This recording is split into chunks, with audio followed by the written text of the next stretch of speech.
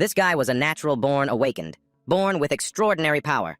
But the first thing Kim Seo-jun had to do was pay off the debt his parents left behind. 9 long years passed, and he finally had enough savings to enroll in his Dream Hunter Academy. While scrolling online, an ad for the Supreme Academy suddenly appeared. It caught Kim Seo-jun's eye, making him stop in his tracks. What the hell is this? The video was full of over-the-top praises, hyping it up to the moon. He was speechless and scrolled to the next video, which was of the Monkey King twirling his staff.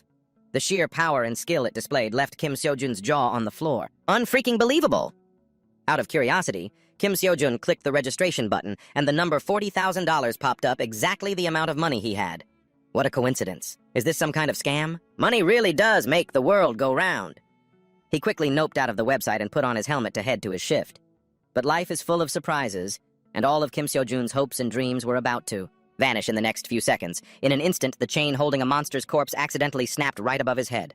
Everything around Kim Seo-jun went dark, just like his future. His body was critically injured, requiring exactly $40,000 for surgery.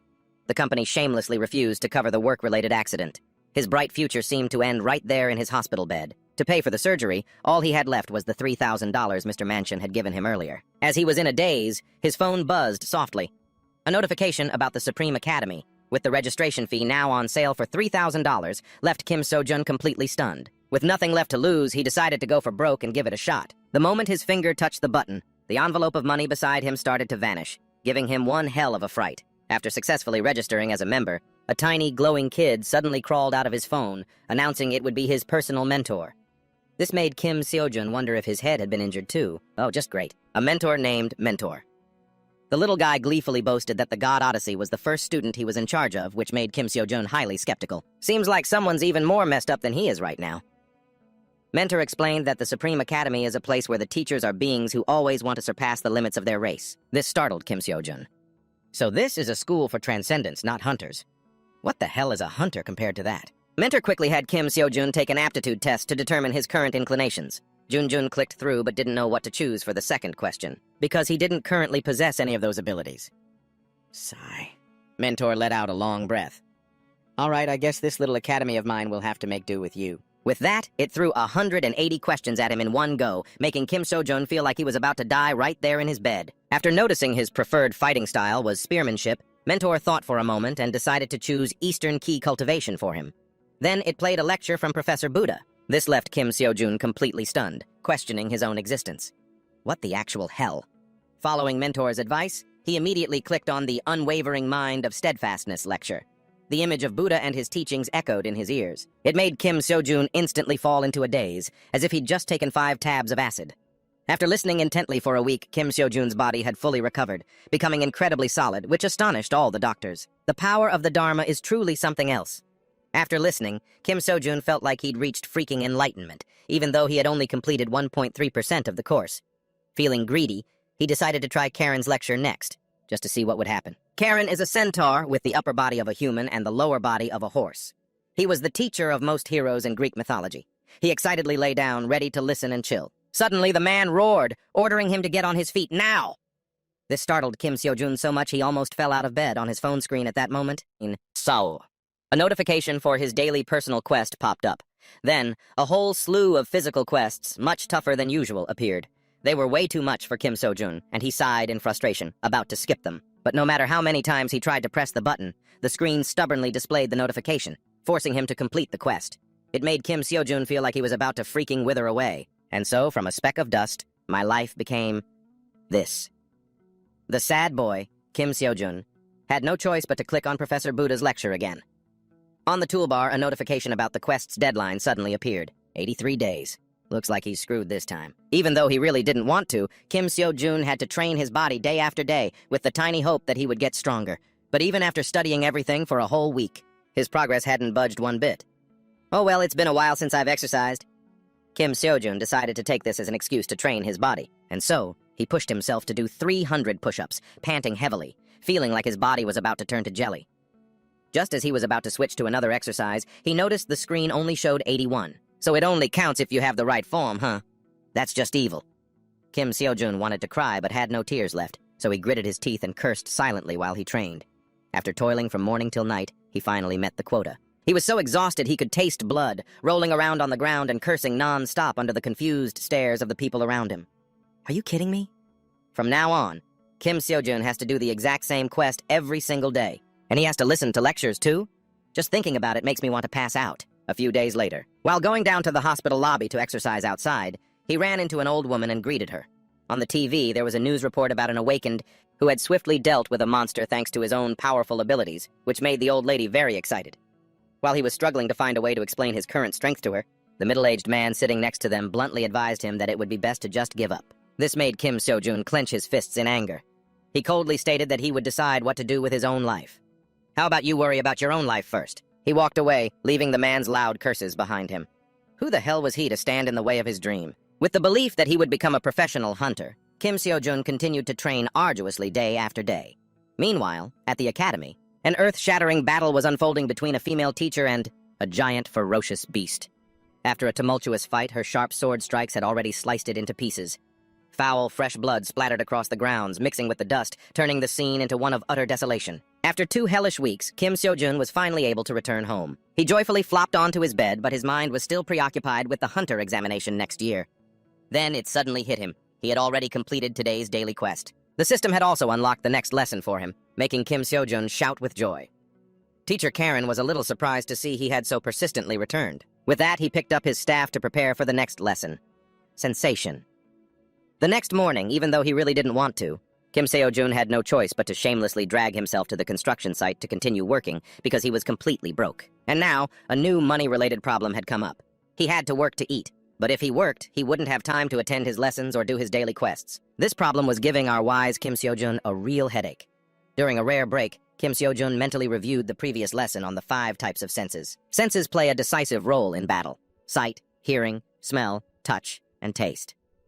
Because these processes are too slow, Teacher Karen had taught him how to shorten them. That was by utilizing his intuition, his 6th sense. While he was lost in thought, a colleague from behind suddenly came up and poked him in the shoulder. But surprisingly, Kim Seo-jun managed to dodge it easily, as if he had eyes in the back of his head, leaving the man completely stunned. After that, Kim Seo-jun was even able to carry 3 monster parts with a total weight of 200 kilograms, and with no effort at all, despite just having recovered from his injuries. This made everyone at the construction site stare with wide-eyed astonishment. It was completely unreal. He felt some kind of power overflowing within him. Realizing that there wouldn't be much time left after he finished work, he decided to take the opportunity to do squats while carrying the goods. Unexpectedly, as soon as he did a few reps, the system automatically tripled the effect, stating, "The heavier the load, the greater the efficiency." When Kim Seo-jun understood this truth, he was over the moon. So that's how it worked. And so in the days that followed, he took every opportunity to train while working, basically killing 2 birds with 1 stone by earning money and saving time. The consequence of those energetic days was that his body was completely exhausted. He was exhausted, but the results were no less impressive. He had now finished all of his old lessons. He decided to look for other free courses to continue his training.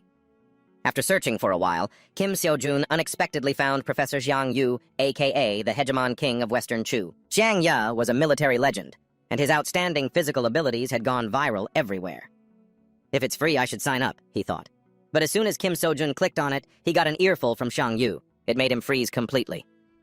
After listening to the man curse for a while, the system popped up a new quest. Swing a polearm-type weapon 5,000 times, which left him completely baffled. He just said a few words and the lesson's already over? And what's with this bizarre quest? It's true what they say. You get what you pay for. The next day, Park Seo-jun, the granddaughter of the Sword Saint, unexpectedly arrived at the construction site, where Kim Seo-jun worked to investigate the recent accident. Amidst the fearful whispers of the workers there, Kim Seo-jun felt a chill run down his spine when he heard the 2 words, Sword Saint, Park Min-chun.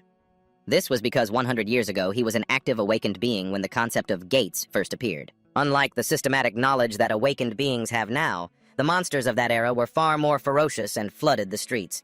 It was a time when humanity's very survival was not guaranteed, and Park Min-jun was an awakened who had awakened in such a world. He was also one of the people who rebuilt this world's civilization, a savior hero of the world.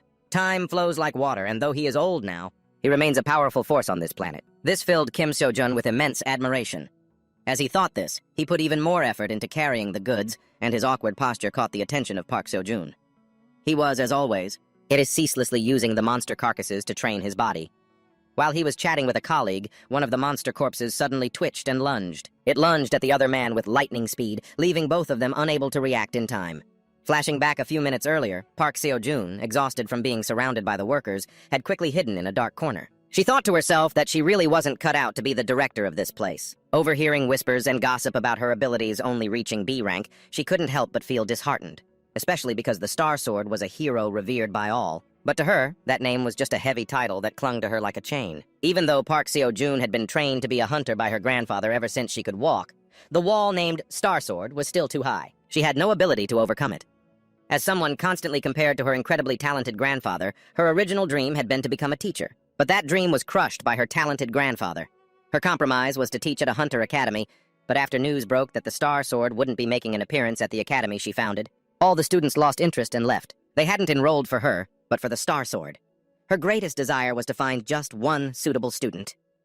While lost in thought, a sudden commotion around her signaled that a monster had appeared, making her jump in surprise. Kim Seo-joon and the other man were now surrounded by the ferocious beast. He didn't know what to do other than scream helplessly at the sight of someone he cared about facing certain death. He panicked, his hair standing on end as he realized that a normal person could never be stronger than a monster. That was true even for awakened beings who couldn't use mana, to say nothing of the fact that this was a 4-star monster. Even professional hunters would have a hard time taking it down. If he waited for Park Seo-joon, it would be too late. That man was just a few seconds away from ending up right in its mouth. Kim Seo-joon trembled. After a moment's hesitation, he decided to risk it all and charged in for a life-or-death battle. He thrashed wildly, creating a shield to help the man escape. In a flash, he was the only one left in the area with the ferocious monster. Kim Seo-joon tried to reassure himself. He had to hold out until the professional hunters got here. But that was easier said than done. His body was still shaking uncontrollably with fear. In his panic, the teachings of Shakyamuni Buddha suddenly echoed in his mind, helping his thoughts become as calm and peaceful as still water. His fear and trembling heart were gradually suppressed, giving him the courage to face the beast as it swung its arm and charged. He realized that if he moved, after thinking about how to react, it would be too late. Kim Seo-joon had to act on instinct. Just like that, he easily dodged each solid punch. Then, he channeled the mountain-uprooting skill of Xiang Yu. He aimed right for its weak spot and brought down the pipe in his hand with all his might. In that moment, it flashed brightly. Less than a second later, a deafening, earth-shattering explosion rang out. Park Seo-joon heard the commotion and rushed over. Vaguely visible through the cloud of dust was the charismatic figure of Kim Seo-joon next to the bloody corpse of the monster. "It seems you've successfully applied the professor's lectures. That's my boy. What the hell just happened here?" Park Seo-joon couldn't believe it, not even in her wildest dreams. A single person, not even a hunter without any decent weapon, could do something like this with just a steel pipe like Kim Seo-joon. In contrast to the confusion she was feeling, Kim Seo-joon hurriedly walked past her because right now, he was extremely worried about his colleague. Park Seo-joon quietly observed the noisy, bustling scene of Kim Seo-joon talking with the people around him. Suddenly, she blurted out, "I found him, the right cadet." In the quiet yet thoughtful atmosphere, the workday came to an end. In the fading twilight, with the foreman's stern warning not to tell anyone what had just happened, Kim Seo-joon glanced at his phone to check something, and was startled to see the lecture progress rate. He never expected it to have increased by this much. He guessed it was probably because he'd had a realization after taking down that beast this afternoon. It seemed the best way to increase the lecture progress rate was to apply what he learned in real combat. But the problem was that if he couldn't join a hunter academy and get a temporary license, he wouldn't be able to clear dungeons. It seemed financial problems were once again weighing heavily on Kim Seo-joon's shoulders. He needed to save up money and apply. As he was racking his brain, Park Seo-joon suddenly appeared from behind him at some point and now wanted to talk to him. The moment he saw her, Kim Seo-joon immediately recognized her as the Sword Saint's granddaughter and couldn't help but wonder why someone like her would want to talk to him. Park Seo-joon didn't hesitate and got straight to the point. She wanted to invite him to meet her grandfather. But unfortunately for her, contrary to her expectations, Kim Seo-joon flatly refused and walked away, leaving her completely flustered. A 31-year-old Park Seo-joon was experiencing something she had never experienced before, so she was a bit flustered. Kim Seo-joon spoke coldly. "I simply can't believe in an academy like yours that has no cadets." Just hearing about it sounds like bullshit. Park Seo-joon was speechless, not knowing how to explain it to him. After seeing him perform those strange exercises, and even while he was in a weakened state, a fairly serious one at that, he could still slice that 4-star monster in half. She felt it was clear he was trying to become a hunter, nothing more. She hurriedly ran after him, promising him the equipment and facilities there, but he still stubbornly refused. Backed into a corner, Park Seo-joon played her final card, her grandfather. She then said she would ask her grandfather to teach him the sword. This made Kim Seo-joon pause for a moment, but his answer was still no. This made her so incredibly angry. To see him refuse an offer to learn from the Sword Saint, something every professional hunter wanted. Her desire to have him grew stronger and stronger. Determined not to let him get away so easily, Park Seo-joon laid everything out, saying she would help him get affiliated with her academy. She would provide a private place for training, and most importantly, she would waive his tuition fees. Hearing this, Kim Seo-jun was tempted, but being cautious, he wondered what he would have to do for her in return. Because in this world, there's no such thing as a free lunch. What she really wanted was for him to participate in as many other competitions as possible under her academy's name before he passed the professional hunter exams, so that others would find out about them. Kim Seo-jun was gradually starting to waver at Park Seo-jun's attractive offer. Even though she could solve all his problems in one go, he couldn't understand why she would go to such lengths, just to get him to join. In the dazzling afternoon sun, Park Seo-jun said in a low voice that it was because she had seen his potential. Her determined expression didn't seem so bad to Kim Seo-jun. The two of them happily shook hands. Their goal might have seemed like one and the same, but deep down, their relationship was one of mutual exploitation. The next day, just as Kim Seo-jun predicted, he got the news that the construction team leader had been fired because he himself had asked Park Seo-jun to take care of it yesterday. This made everyone ecstatic. Today, Kim Seo-jun's joy was multiplied, as it was his first day at the Hunter Academy. As soon as he arrived at the gate, Park Seo-jun was already waiting there to hand him his certificate. Kim Seo-jun dazedly accepted it. He felt that even though he hadn't become a professional hunter yet, this was the first step on his journey to achieve his dream. Before beginning his training, Kim Seo-jun, following Park Seo-jun's instructions, had to first choose a weapon to prepare to enter the dungeon she had already set up. In a flash, he had chosen one for himself and followed her into this pitch-black mouse hole. Are there only rank 2 monsters in here? It's the perfect place for an inexperienced person like you to get some practice. Squeak!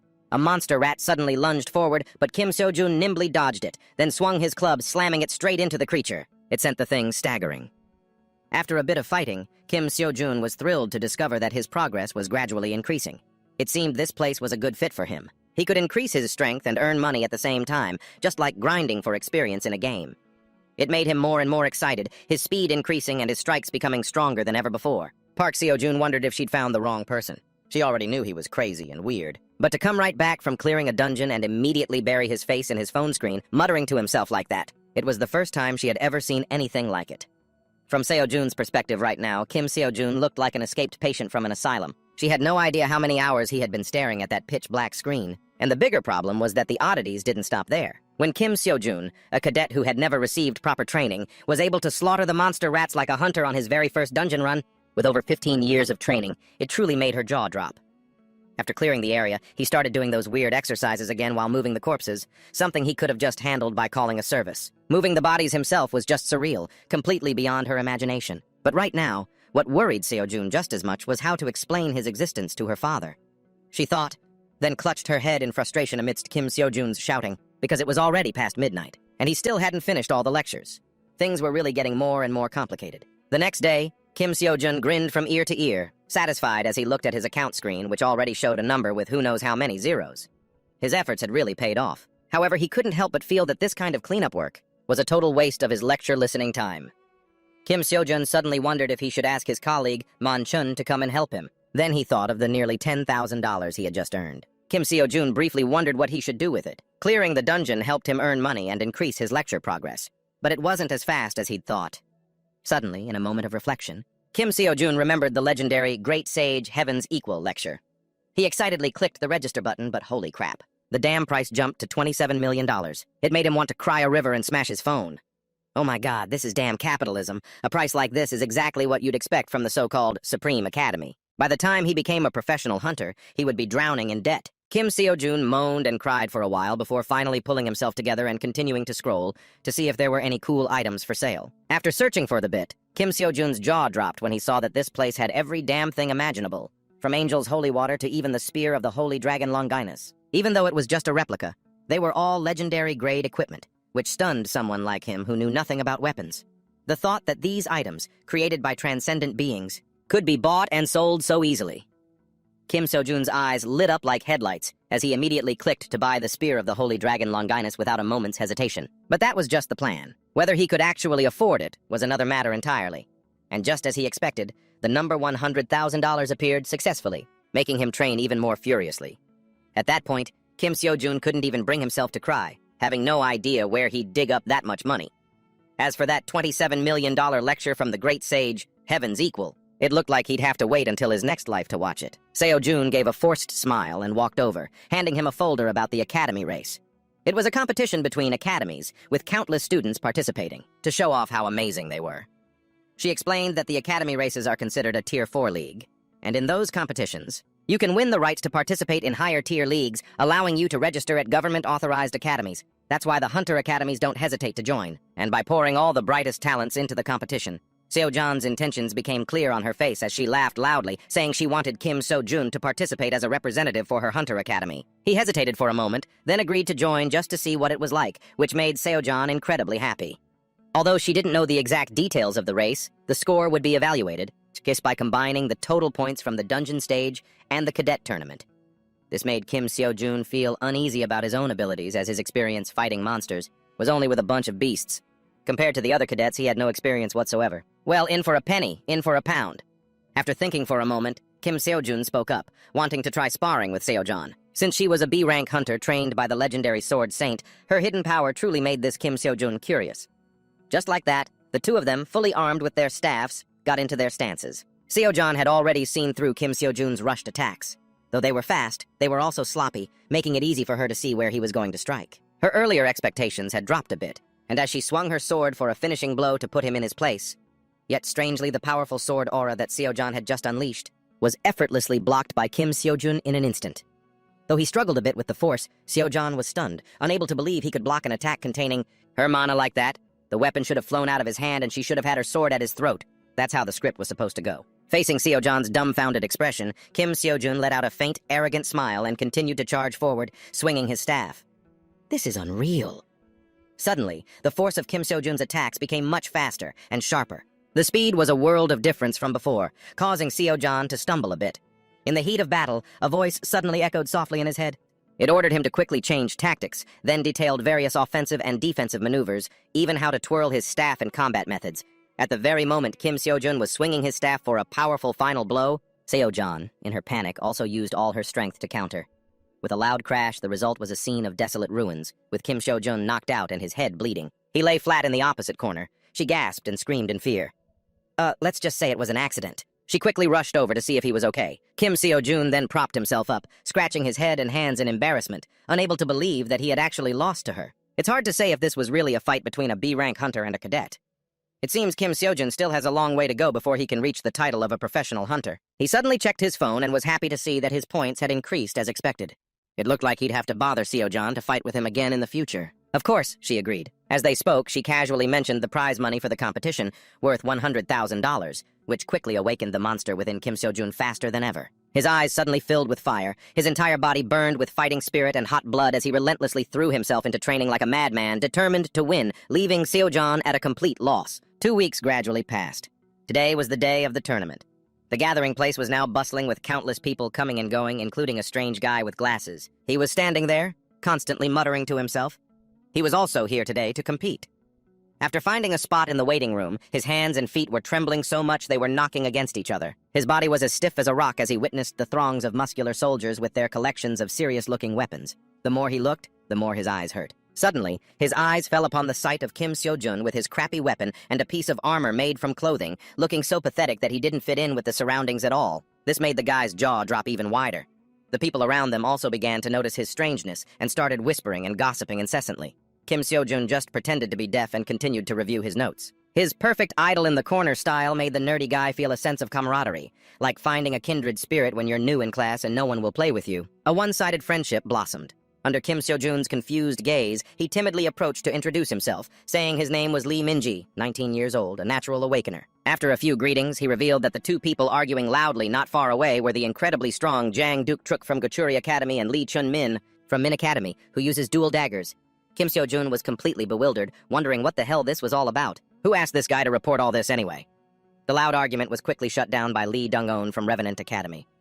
The moment he spoke, the atmosphere became dead silent, as if nothing had happened. According to Min-ji, he seems to be the champion of this student tournament thanks to his own immense power. And he'd even rejected Seo-jan's invitation to join her before. Right now, he was furious, constantly slamming the table and chairs because he had to compete with all the low-level people around him. As he spoke, he felt a slight regret for refusing Seo-jan's invitation, as the chance to use her was now gone. He instinctively felt Kim Seo-jun's intense gaze on him. That stare was pissing him off. Kim Seo-jun was just curious about how many bonus points he would get if he fought against him. As he was lost in thought, the announcement speaker came on, stating that the match would begin soon, causing the crowd to become even more restless. Suddenly, Kim Seo-jun shot up and walked straight to the window. He realized that for the past 2 weeks, he had prepared with the goal of reaching 30% progress in Karen and Xiang Yu's lessons, but he hadn't felt any increase in strength or anything similar. His real-world experience was also lacking compared to the other cadets. However, all of that was compensated for by raiding dungeons and sparring with Seo-John. As he thought this, he quickly clenched his fist and reassured himself that he could overcome it all. $100,000, here I come, let's go. A moment later, Kim Seo-Jun felt like he was about to pass out. The announcer stated that the 2 dungeon maze competitions were about to begin. It had just started, and he was already hit with a tough challenge. Kim Seo-Jun really had the worst luck. The first round of the tournament officially began amidst the deafening cheers of the crowd below. Round 1 of the tournament was a dungeon maze race. Other than the requirement to not attack other cadets and to escape the maze, there were no other rules. The audience was a bit confused because even for the lowest level tournament, they wouldn't create a maze so simple that you could escape through sheer luck.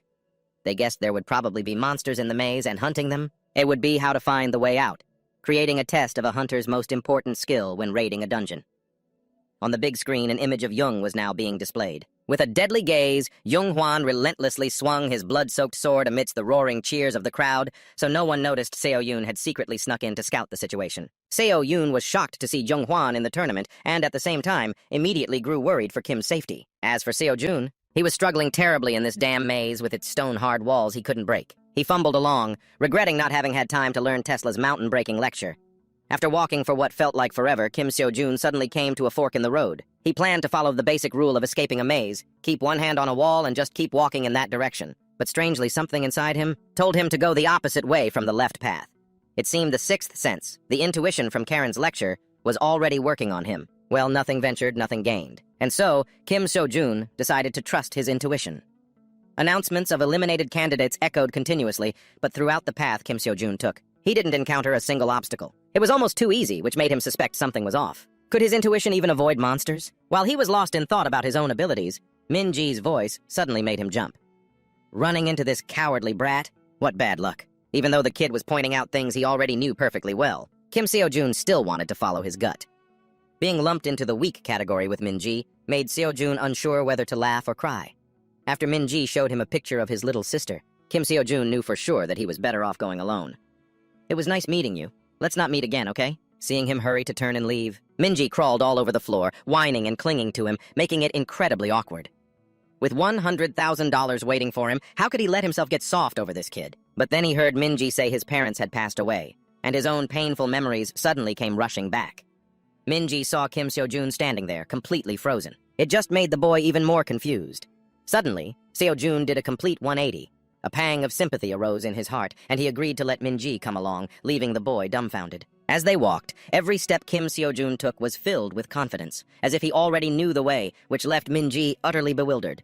His legs were exhausted just from trying to keep up. In front of them now was a dead end. Without a moment's hesitation, Kim Seo-Jun swung his fist, and a flash of light and a cacophony of noise appeared before them. To be precise, they had successfully escaped the maze in record time, sending the crowd into a frenzy of screams, unable to believe their own eyes. Min-ji still hadn't recovered his senses. He was in absolute shock. He had just randomly met Kim Seo-Jun and wanted to team up to get out of the maze.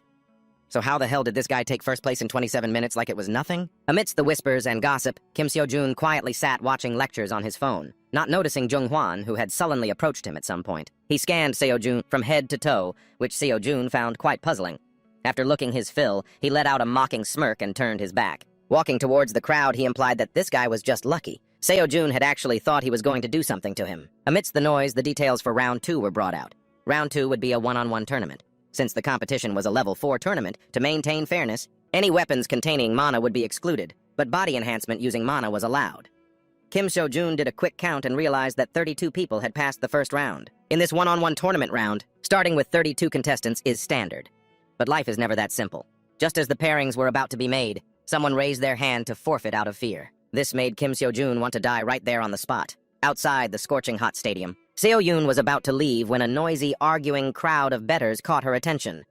Most of them were betting on Jung Hwan, because who would dare bet on a new cadet? But just then, a mysterious woman arrived with a suitcase containing $1 million to bet on Kim Seo-Jun, driving everyone crazy that someone would dare to make such a huge wager.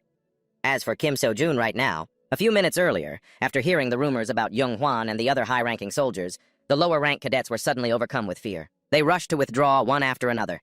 In the end, only 5 people were left, also known as the 5 tough guys. The tournament bracket was then divided accordingly, with Kim Seo-jun, Kang Duk-jun, Jung Hwan, and Min Ji. Chun Min was the odd one out, so he was asked to leave. Seo-jun was wondering if winning both this round and the next would automatically grant him first place in the finals. He then saw Min Ji shivering and crying miserably but still refusing to give up, which made him chuckle. Finally, it was time for the match.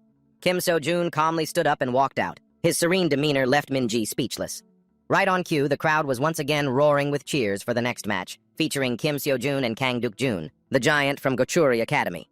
After a bit of trash talk, it was time to begin. Without any hesitation, he charged forward with all his might, meeting Kim Seo-jun's arrogant gaze. Minji, sitting in this waiting room, was trembling just as much as him. He was nervous for him, and for himself as well, because of the dark look on Dong-Oan's face. It was enough to scare him to death. Just when he was about to give up, the results suddenly appeared on the screen. Kim Seo-jun was victorious. This seemed to give Minji a surge of strength, and all the fear he'd been feeling vanished. Rewinding a few minutes earlier, while Deok-jun was furiously swinging his sword with all his might, Kim Seo-jun, on the other hand, was dodging as if it were child's play, making it look as easy as pie, which gradually drained his opponent's stamina. After a while of this frantic effort, he gathered his remaining strength and swung for his final move. Unexpectedly, he was sent flying by Kim Seo-jun's slash, leaving him so shocked he trembled. Just like that, he collapsed at his feet in a pathetic defeat. Oh, for crying out loud. Kim Seo-jun grimaced. He checked his phone, only to find that despite all his hard work, his stats had only increased by a tiny bit. The remaining days were running out, and at this rate, he wasn't getting anywhere. It looked like he wouldn't be able to complete not only the Buddha's lecture, but also Karen's and Shang-gil's assignments before the deadline. To avoid going broke from buying a weapon and repurchasing a free pass, Kim Seo-jun had no other choice but to win. That prize money. Grumbling, he dragged his exhausted body into the room where Minji was already waiting, congratulating him enthusiastically. The second match then began, a stark contrast to Minji's fear. This time, it was a confident and haughty Dong-Oan, if not downright arrogant. "Hey, Minji Junjun," he began, explaining that from the moment he first saw Kim Seo-jun, he'd had a familiar feeling about him. For that reason, when he defeated Deok-jun, he was as happy as if he himself were the victor. But mixed in with that was a little jealousy, too, because he knew he was always unlucky and had no real talent. But the heart of an older brother who wants to make his little sister proud will always light his way. Finally, it was Minji's turn to enter the arena. Kim Seo-jun silently watched his small figure, secretly hoping they would both meet in the finals. Seeing Minji muttering to himself to calm his nerves annoyed Dong-Oan. He focused all his strength on him, brimming with confidence, seeing Minji as nothing more than a useless bastard, aka a creature at the bottom of the food chain. Compared to a predator like himself, he was no different than a blade of grass. Harboring this superiority complex, he believed he was on a completely different level. Seeing Minji trembling as he pointed his sword toward him only made Dong-Oan find the situation more ridiculous. The whistle signaling the start of the match rang out without delay. It was as if Dong-Oan had been waiting for this very moment. He immediately swung his sword aggressively, raining blows down on Minji, who had to block like his life depended on it. His whole body was already completely tense. Wham! A single fiery punch to the gut sent Minji collapsing in pain. Fresh blood poured from his mouth, making it impossible for him to get back up.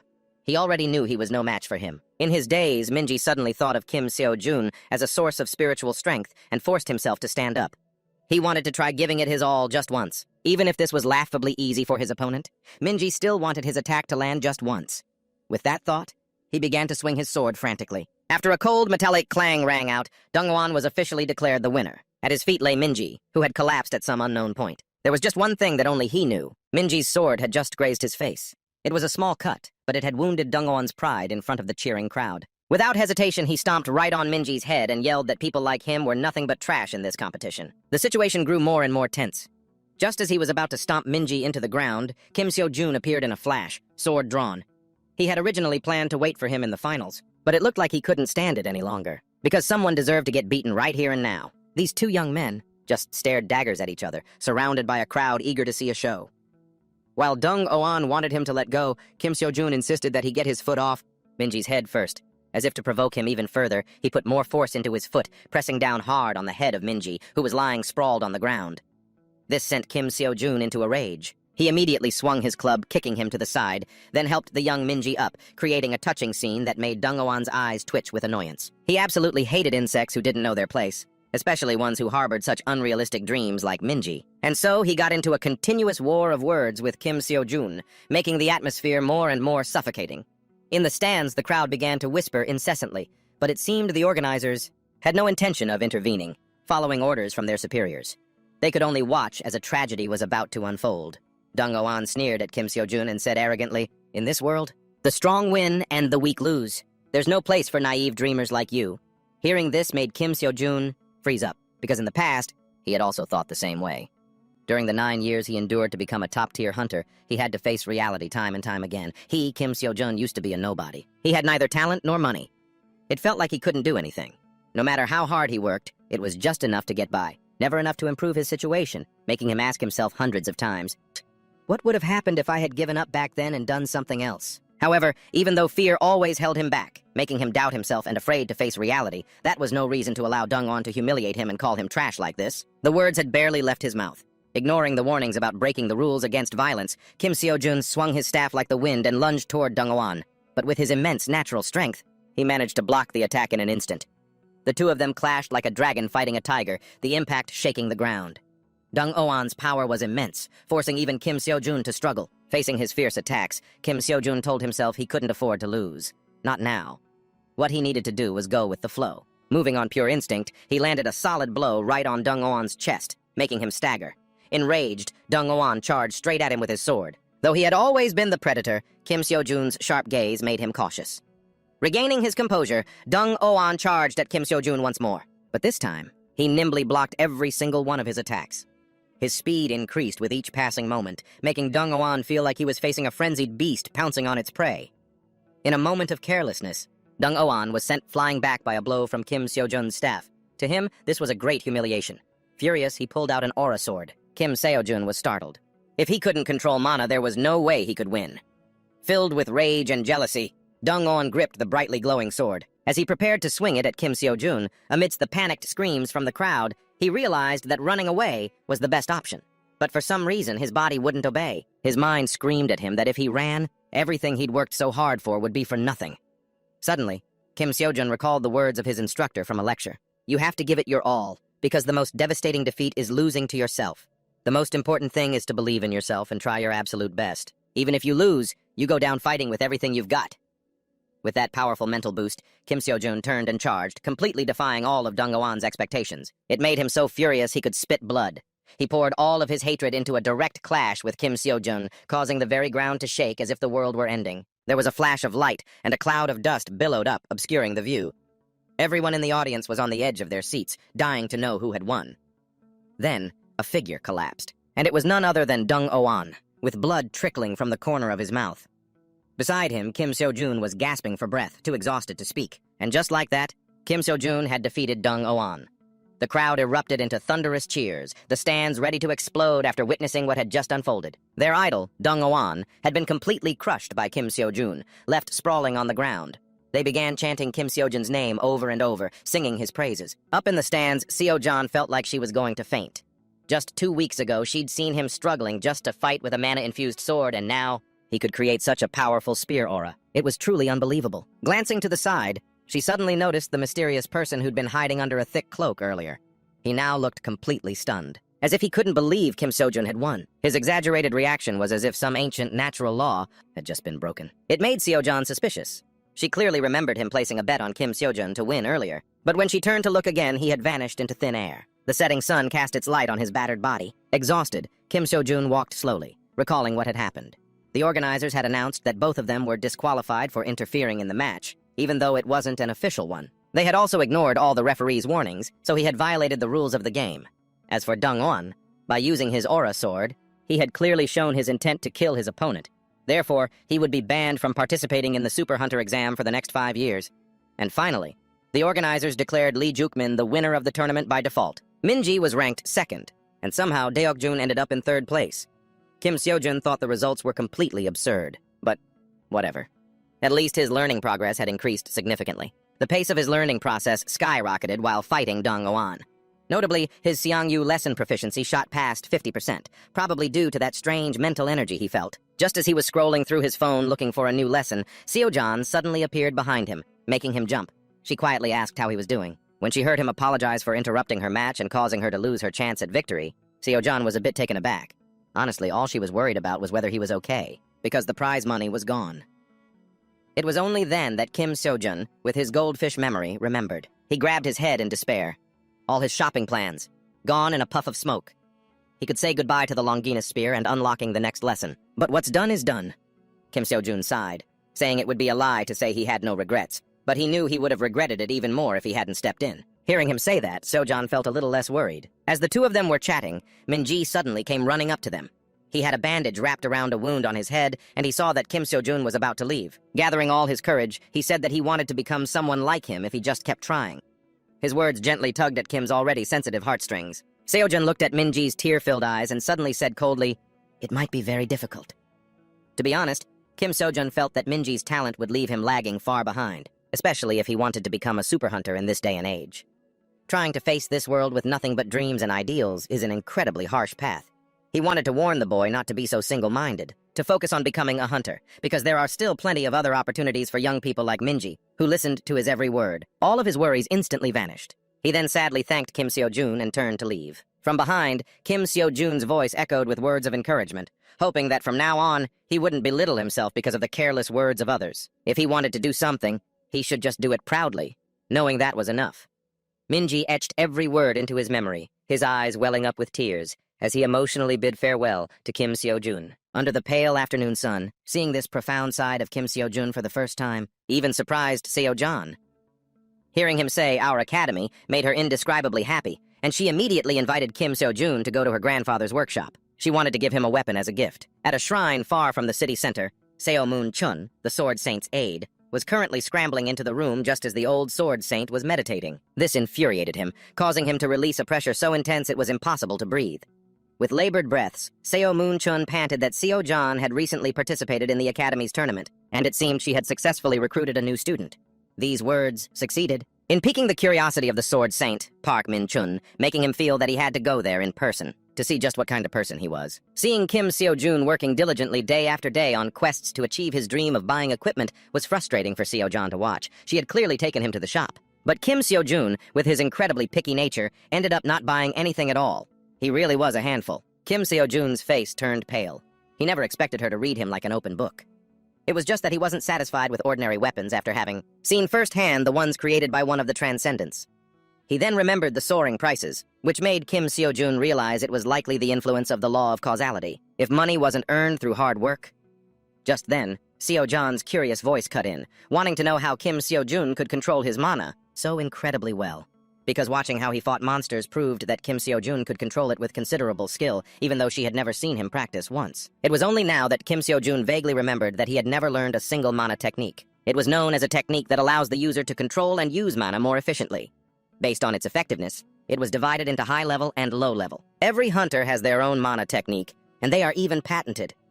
This was also the reason Kim Seo-jun tried so hard to get into a high-level school like the Academy. Hunter Seo-jan revealed that her grandfather had strictly forbidden her from learning those techniques at school. Instead, she could teach him a technique she had invented herself, which greatly surprised Kim Seo-jun. He never thought she had such a talent. However, after thinking for a moment, Kim Seo-jun realized she was right. Mana techniques are fundamental for a hunter, and he felt the first difference between being able to use mana or not during the fight with Yong-un not long ago. Now that he had free time, Kim Seo-jun thought that learning about mana was a good thing in this harsh world dominated by the law of causality. Mana was the way to rise up and fight against the world's laws. After Seo-jan left, Kim Seo-jun immediately took out his phone to watch a lecture on mana taught by the Archmage Merlin. After watching for a while, he felt like his brain was going to explode. In a flash, the mage finished his explanation, saying that each person must find their own mana, which left Kim Seo-jun stunned. Hello? How am I supposed to do the assignment when I haven't even understood anything yet? He tried to muster his strength and focus his mind.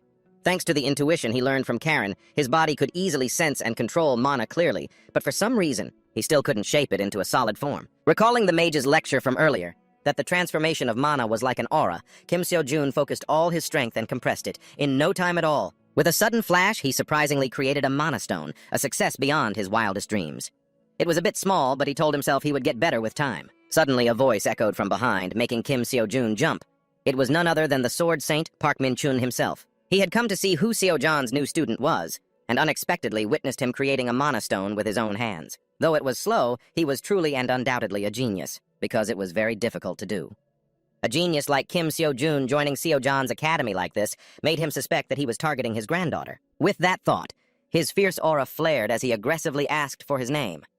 Without a hint of fear, Kim Seo-jun quickly introduced himself, not expecting Seo-jan's grandfather to be here. He then said that she had gone out. This made the color on the old man's face drain even more. Park Min-chun stared at him and revealed that the killing intent he had been radiating this whole time should have been enough to make Kim Seo-jun freeze to death, unless he was an S-rank hunter. Yet Kim Seo-jun acted as if nothing was wrong, which was truly suspicious. He looked around blankly, still not understanding what the old man meant. Park Min-chun could no longer contain himself.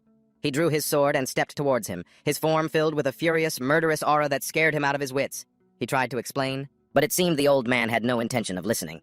With a whoosh, a blast of energy shot from his hand, sending Kim Seo-jun tumbling to the ground, terrified for his life. Meanwhile, Seo-jan had gone to see her grandfather to tell him about Kim Seo-jun, but was disappointed to find he wasn't there. Little did she know that her grandfather was currently at the academy, and had been wanting to deal with Kim Seo-jun for some time. Seo-jan was overjoyed to suddenly run into Jade here.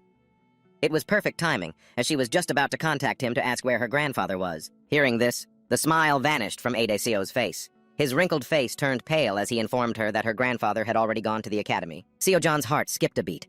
As fast as she could, she turned and ran for her life back to the academy. She wouldn't let those two meet alone, even if someone held a knife to her throat. I'm afraid all of Seo-jun's worries were for nothing, because Kim Seo-jun and Park Min-jun were in a rather tense situation.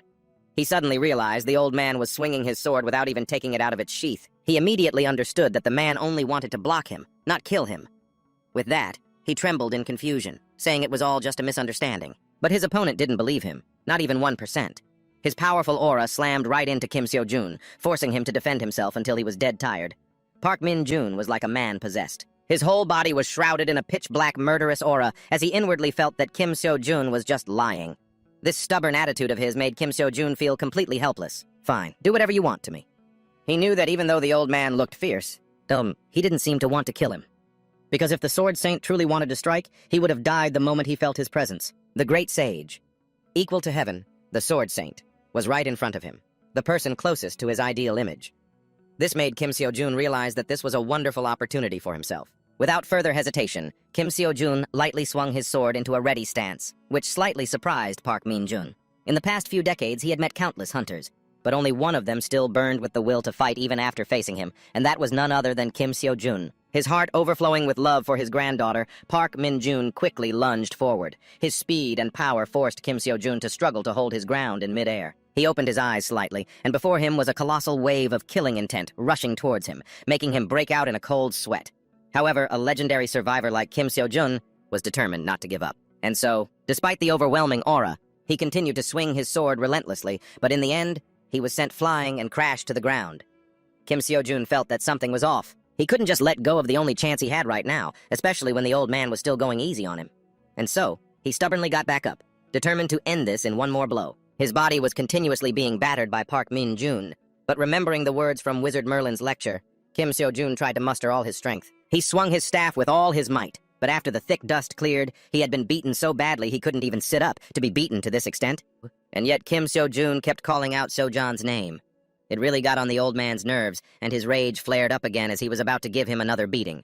Fortunately, Seo-jan arrived just in time. What a relief. He finally calmed down and stopped. Seeing Kim Seo-jun's bruised and swollen face, and the two of them bickering like children, gave Seo-jan a headache. She had never seen anyone dare to talk back to the Sword Saint like he was doing right now. Park Min-jun's outrageous behavior today made Seo-jan both annoyed and ashamed in front of Kim Seo-jun for what he had to endure. She then shyly bowed her head and apologized to him, which made Kim Seo-jun a bit flustered. He looked up and saw the look in Park Min-jun's eyes. He immediately understood that the man wanted to talk to her alone. And so, he tactfully made an excuse about going to the hospital and slipped away, for which Seo-jan was a little grateful that he understood. After he left, she slowly turned around to face her grandfather directly and coldly stated that she wanted to have a clear talk with him, even though she was extremely nervous inside. Suddenly, Park Min-jun spoke first, saying that Kim Seo-jun was very suspicious. His words, "What would you know?" brought back all of Seo-jan's old resentments. She had to listen to these condescending words from her own grandfather for the past 31 years, even at the Hunter Academy. She couldn't escape him, as he always caused trouble whenever she had new students, so they all left sooner or later. She knew why her grandfather acted this way, as well as the motives behind why people came here. That was why she couldn't stop them whenever they wanted to leave. However, Kim Seo-jun was different. She didn't want to lose him. With that, she flew into a rage and shouted as if yelling right in his face, "I don't want to!" All her pent-up frustration finally had a chance to erupt today. Seo-jan, crying and yelling, declared that this was her academy, so she would no longer do what he wanted. It's not like they had created precious memories together, and it's not like she had special feelings for him, but whenever she saw Kim Seo-jun, she got a strange feeling. It made her want to be with him longer, even though she herself didn't understand why. She angrily stated that she couldn't live in his shadow forever, because she had never wanted to in the first place. Without letting him say a word, she turned around, opened the door, and walked straight out, leaving Park Min-jun still in a state of shock. It was the first time he had seen his granddaughter express her opinions so forcefully. Memories of that fateful day flashed back to him, the day his son died after a dungeon break. Since then, he had adopted the now-alone Seo-jun. He decided he had to give her the strength to protect herself. That was also why he was so strict, even when she didn't like swordsmanship and just wanted to become a teacher. After pressuring her for all those years, he knew her feelings had been suppressed, but he intentionally ignored it. Only now did he understand the consequences of rebellion. A few days later, Kim Seo-jun was walking down the street, stretching and thinking about today's mission. That day, the Sword Saint came looking for him. The day before yesterday. He thought he was a goner for sure. Thank goodness Seo-jun arrived in time. Otherwise, he wouldn't have just gotten away with a few bruises. He remembered how she had called him last night and explained the current situation and the relationship between her and her grandfather, as well as what happened to the students before him. He was sure that wasn't the whole story, but he understood how she felt and why the Sword Saint hated him so much. However, the fact that he was beaten up for no reason like that, it was really getting on his nerves. But no matter what, he had to go see the old man today to apologize so this would never happen again. As he fearfully opened the door, he saw Park Min-jun already sitting there, waiting for him. It made Kim Seo-jun's face go pale with fear, as he silently wondered if the old man was planning to beat him up again. The two of them just sat there together, patching things up like old times as if nothing had ever happened. Though Park Min-jun still didn't quite trust Kim Seo-jun. Annoyed, he growled that he had nothing to hide. After his whole song and dance, the old man started to feel like he might be telling the truth, but the power and talent that were constantly radiating off of him at that moment, it really gave the old man a headache. Not to mention that the moment he saw him, he'd become inexplicably irritated. So hard to understand. Suddenly, he shot up, saying he wanted to go train, making the old man jump. He realized that was it. If he could just see him train, maybe he'd figure out what he was trying to hide. However, upon witnessing it firsthand, Park Min-jun still couldn't freaking understand his bizarre training method. Staring at a pitch-black phone screen for hours. You call that training? Thinking he was meditating, the old man launched into a long lecture about its benefits, giving Kim Seo-jun a massive headache. He just apathetically hummed in agreement to get it over with. Seeing this indifferent attitude really got on his nerves. Park Min-jun then played his final card, vaguely hinting that he would teach him a few things, hoping to pique Kim Seo-jun's curiosity. But unfortunately for him, our guy here was just not interested. He flatly refused and went right back to burying his head in the screen. This made Park Min-jun feel like he was going to faint, unable to believe his ears. This was the first time a sword saint like him had ever been so bluntly rejected. At that moment, Seo-jun arrived. She saw Park Min-jun and him glaring daggers at each other. She immediately stepped in to intervene. The old man quietly pulled her into a corner, his mysterious eyes darting around, and whispered in her ear that he thought something was wrong with Kim Seo-jun's head. This surprised her a bit. Huh? He seems perfectly normal to me. She had already grown to understand his peculiar ways very well. Seeing his niece remain so unfazed, in the face of his warnings, and seeing how she lit up with a bright smile every time she saw him, made him curious about their relationship. Looking closely, he noticed that he rarely ever saw Seo-jun this happy. A hint of annoyance grew in his heart at the thought of Kim Seo-jun daring to go after his precious niece. He had already clenched his hands into fists. Just then, the guard, Sel, suddenly ran up to report that the Church of Justice was urgently looking for him. Kalia herself had come in person with a request. If there was someone named Kim Seo-jun, he was to come along as well. Hearing this from the side, he couldn't help but be stunned. Needless to say, Park Min-jun was also floored that Kalia even knew about him. Seo-jun suddenly remembered what happened during the tournament. She had seen a very suspicious person in a black cloak, and she secretly wondered if that person might be connected to this. How surreal. Kalia was one of the 7 apostles of the Church of Justice. They were always treated like heads of state, wielding immense power. On top of that, she was also the successor to the currently vacant position of the virtuous saint. And yet today, she had specifically requested Kim Seo-jun by name. He quickly refused, feeling that since he didn't know her at all, he'd be much happier staying home to train. The guard, Sel, suddenly spoke up with a guess. Perhaps... Kalia anticipated that Kim Seo-jun would refuse, so she asked me to relay a message if that happened. What's more, she included a promise to give you $100,000. Hearing this, Kim Seo-jun felt like he'd been struck by lightning. How the hell did she know he needed money? The Church of Justice is a religious order that serves justice in the name of their god, a figure shrouded in a mysterious cloak known as the Azure Emperor. And its 7 apostles are its most vital members. They declare that their words are justice, the words of a god. A century ago, the Church of Justice was treated as nothing more than a cult. However, during the Great Deluge, By uniting their power with that of countless superheroes, they played an immense role in bringing peace to all of humanity. This also allowed them to grow significantly. And amid all of that, the most critical event was the appearance of a giant monster of insane cruelty. Its power was so terrifyingly immense that even the combined might of superheroes from all over the world was helpless against it. It got to the point where some even called it the Second Great Deluge. But the only ones who could defeat that monstrous beast were the Azure Emperor and the Seven Apostles. They were the key to ending the Great Deluge. Now, at a hotel somewhere on the outskirts of Seoul, Kim Seo-jun and Min-jun arrived to meet Kalia. He was curious after what Seo-jun had said earlier, and felt that if Kalia was planning to recruit him into her organization, he had to meet her face to face, to get some clear answers. Following the directions, the two entered a spacious and luxurious room. Min-jun mentioned that this was his first time meeting Kalia as well, which surprised Kim Seo-jun. He'd thought they were close. While they waited for her to appear, Min-jun revealed that he had met the previous Apostle of Virtue before, but he had never met the successor. As for the Azure Emperor, he'd only ever seen him from afar. Suddenly, the sound of a door opening interrupted the conversation. Kalia, the successor to the Apostle of Purity, with her flaxen hair and overwhelming aura, slowly entered with a gentle smile. She introduced herself as Kalina, a disciple of the Church of Justice, a disseminator of the God's will, and the successor to the Apostle of Purity. She was delighted to meet Kim Seo-jun here today. She gave 2 reasons for knowing about him. One of her followers had been watching him when he participated in the Academy's competition. That guy praised him so much that she became curious and wanted to see for herself just how amazing he was. That's why she invited him here. Kim Seo-jun guessed that her motive for inviting him probably wasn't that simple, which made Kalina chuckle at his perceptiveness. He had read her like a book. The 3 of them then sat down to talk. Kalina began by inviting Park Min-chun to scout a dungeon with her, which made him immediately annoyed. He wanted to know why on earth he had to go with her.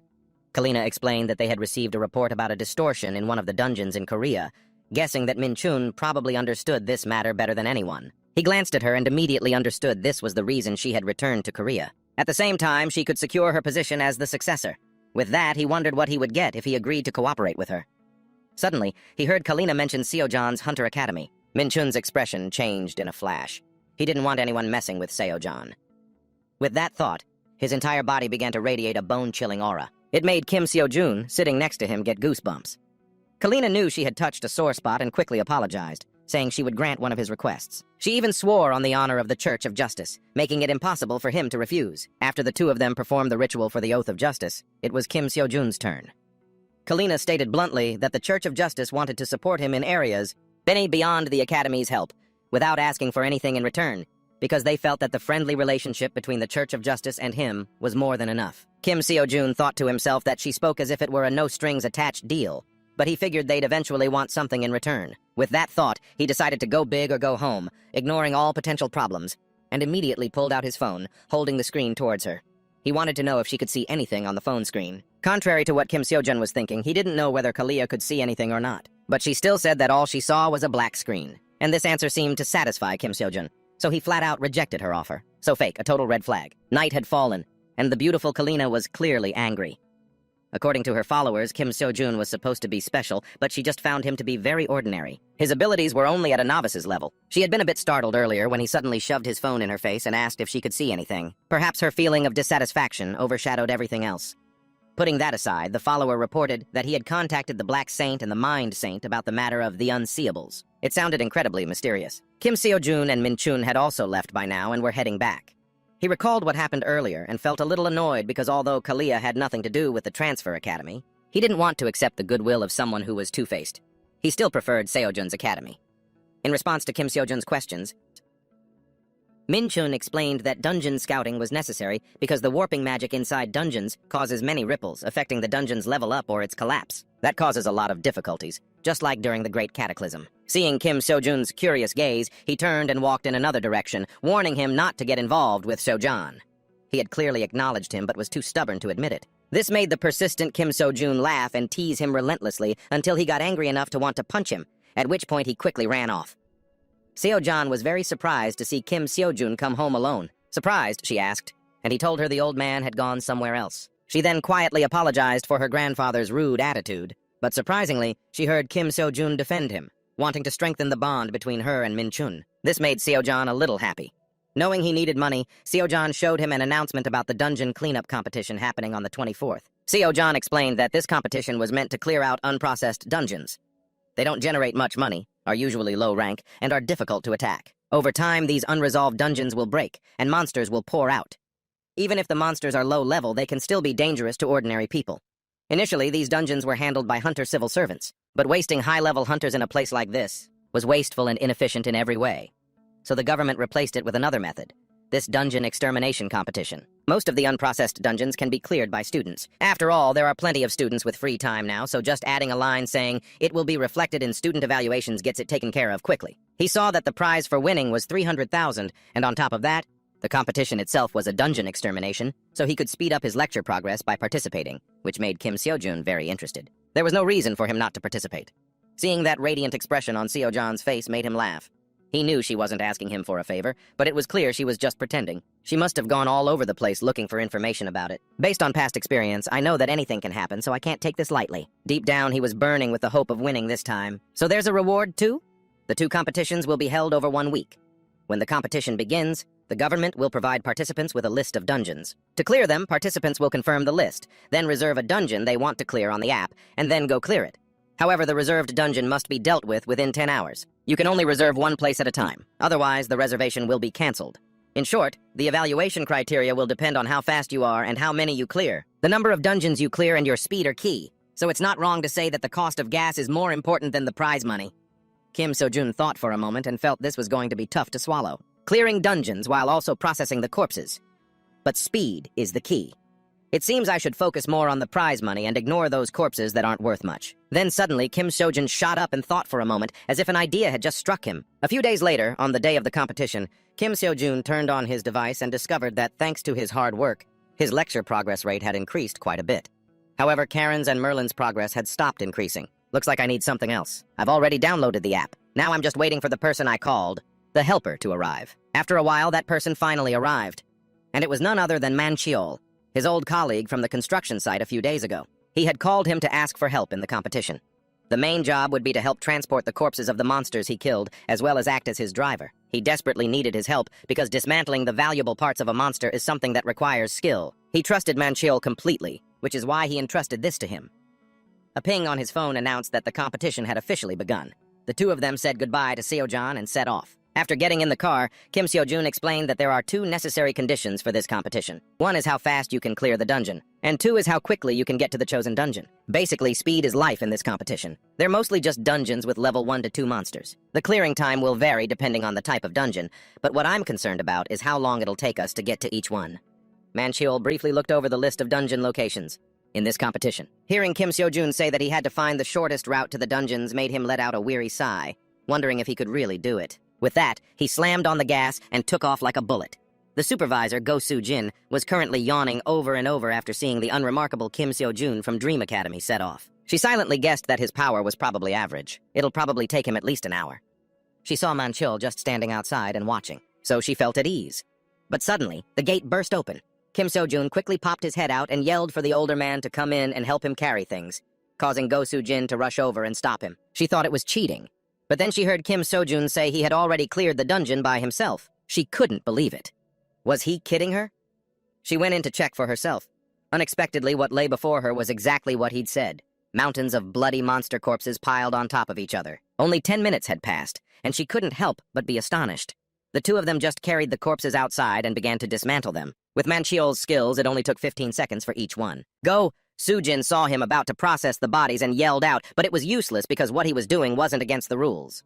And so, the two of them competed, one killing and the other butchering. The bloody, chaotic scene was horrifying. Once done, they both hurriedly got in the car and sped away, leaving Go Soo-jin there, shocked to her core and still unable to compose herself. The car sped like a getaway vehicle, rushing to the next location. Too fast, too dangerous, Kim Seo-jun ran inside and, with a few basic attacks, finished them off in no time. Then he scrambled to bring them out for Manhwa to handle before disappearing as quickly as he had appeared. He left behind the bewildered face of the supervisor. At the dungeon management office, under the Ministry of Security and Public Administration, the staff was in utter chaos. When they saw the dungeon competition report with Kim Seo-jun in the lead for having cleared 32 of them, it seemed completely unreal. But after they confirmed it, they announced it was true. He was able to clear the dungeon and all the dungeons along his travel route. Furthermore, according to the proctor, his clear time was less than 10 minutes per dungeon. Even though he didn't violate any regulations, The department head was startled when he heard Kim Seo-jun was a student of the Dream Hunter Academy, remembering it was the academy founded by the Sword Saint's grandchild. He grew a little suspicious. Could the Sword Saint have had a hand in this? He quickly hurried off to double-check.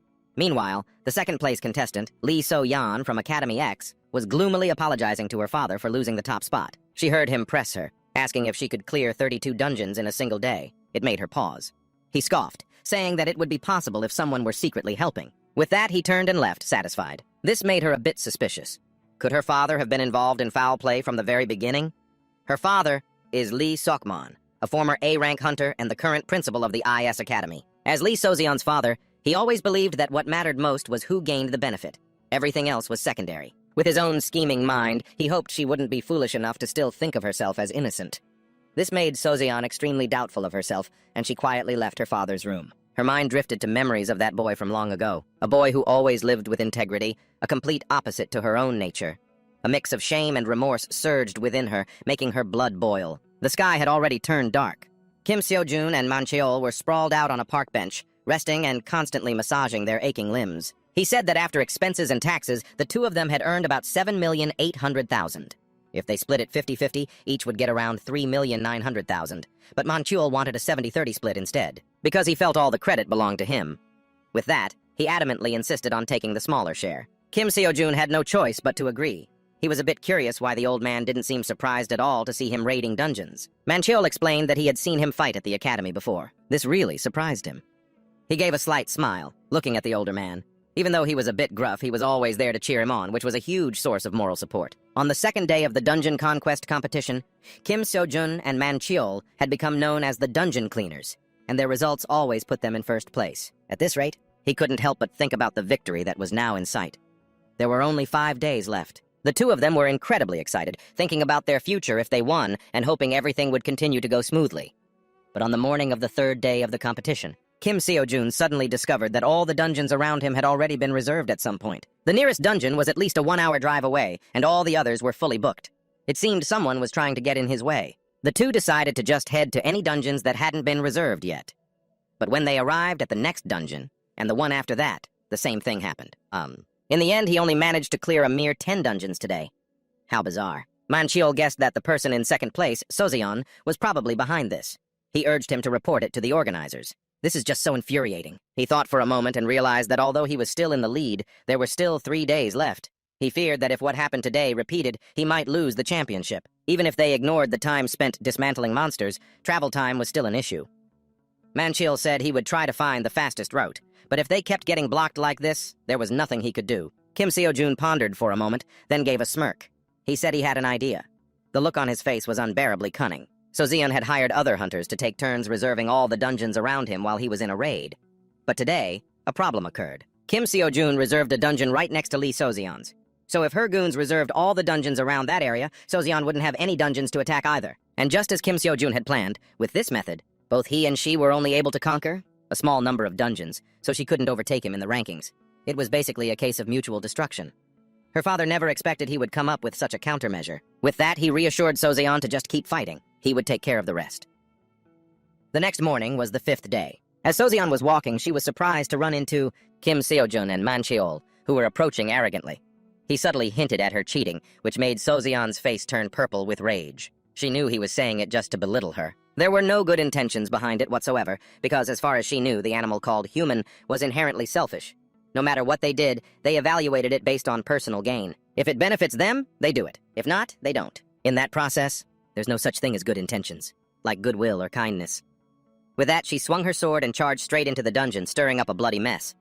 Just as she stepped out, she was startled to see that Kim Seo-jun had already finished his raid at some point. He and Man Cheol were busy hauling away carcasses, and he even asked for the ones she had just killed.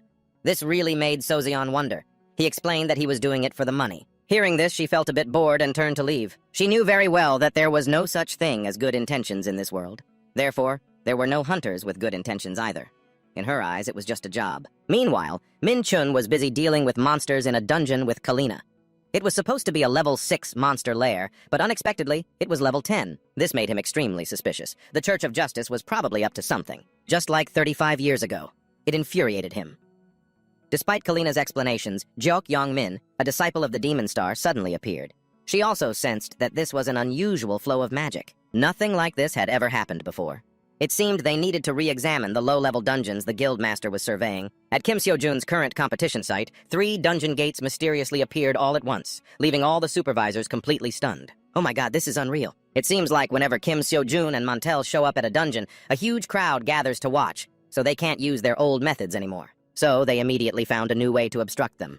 Needless to say, Seo-jun was absolutely furious. He swore he would file a formal complaint no matter what. We've been too easy on them and now they're completely out of line. And so, thanks to her, an announcement was made.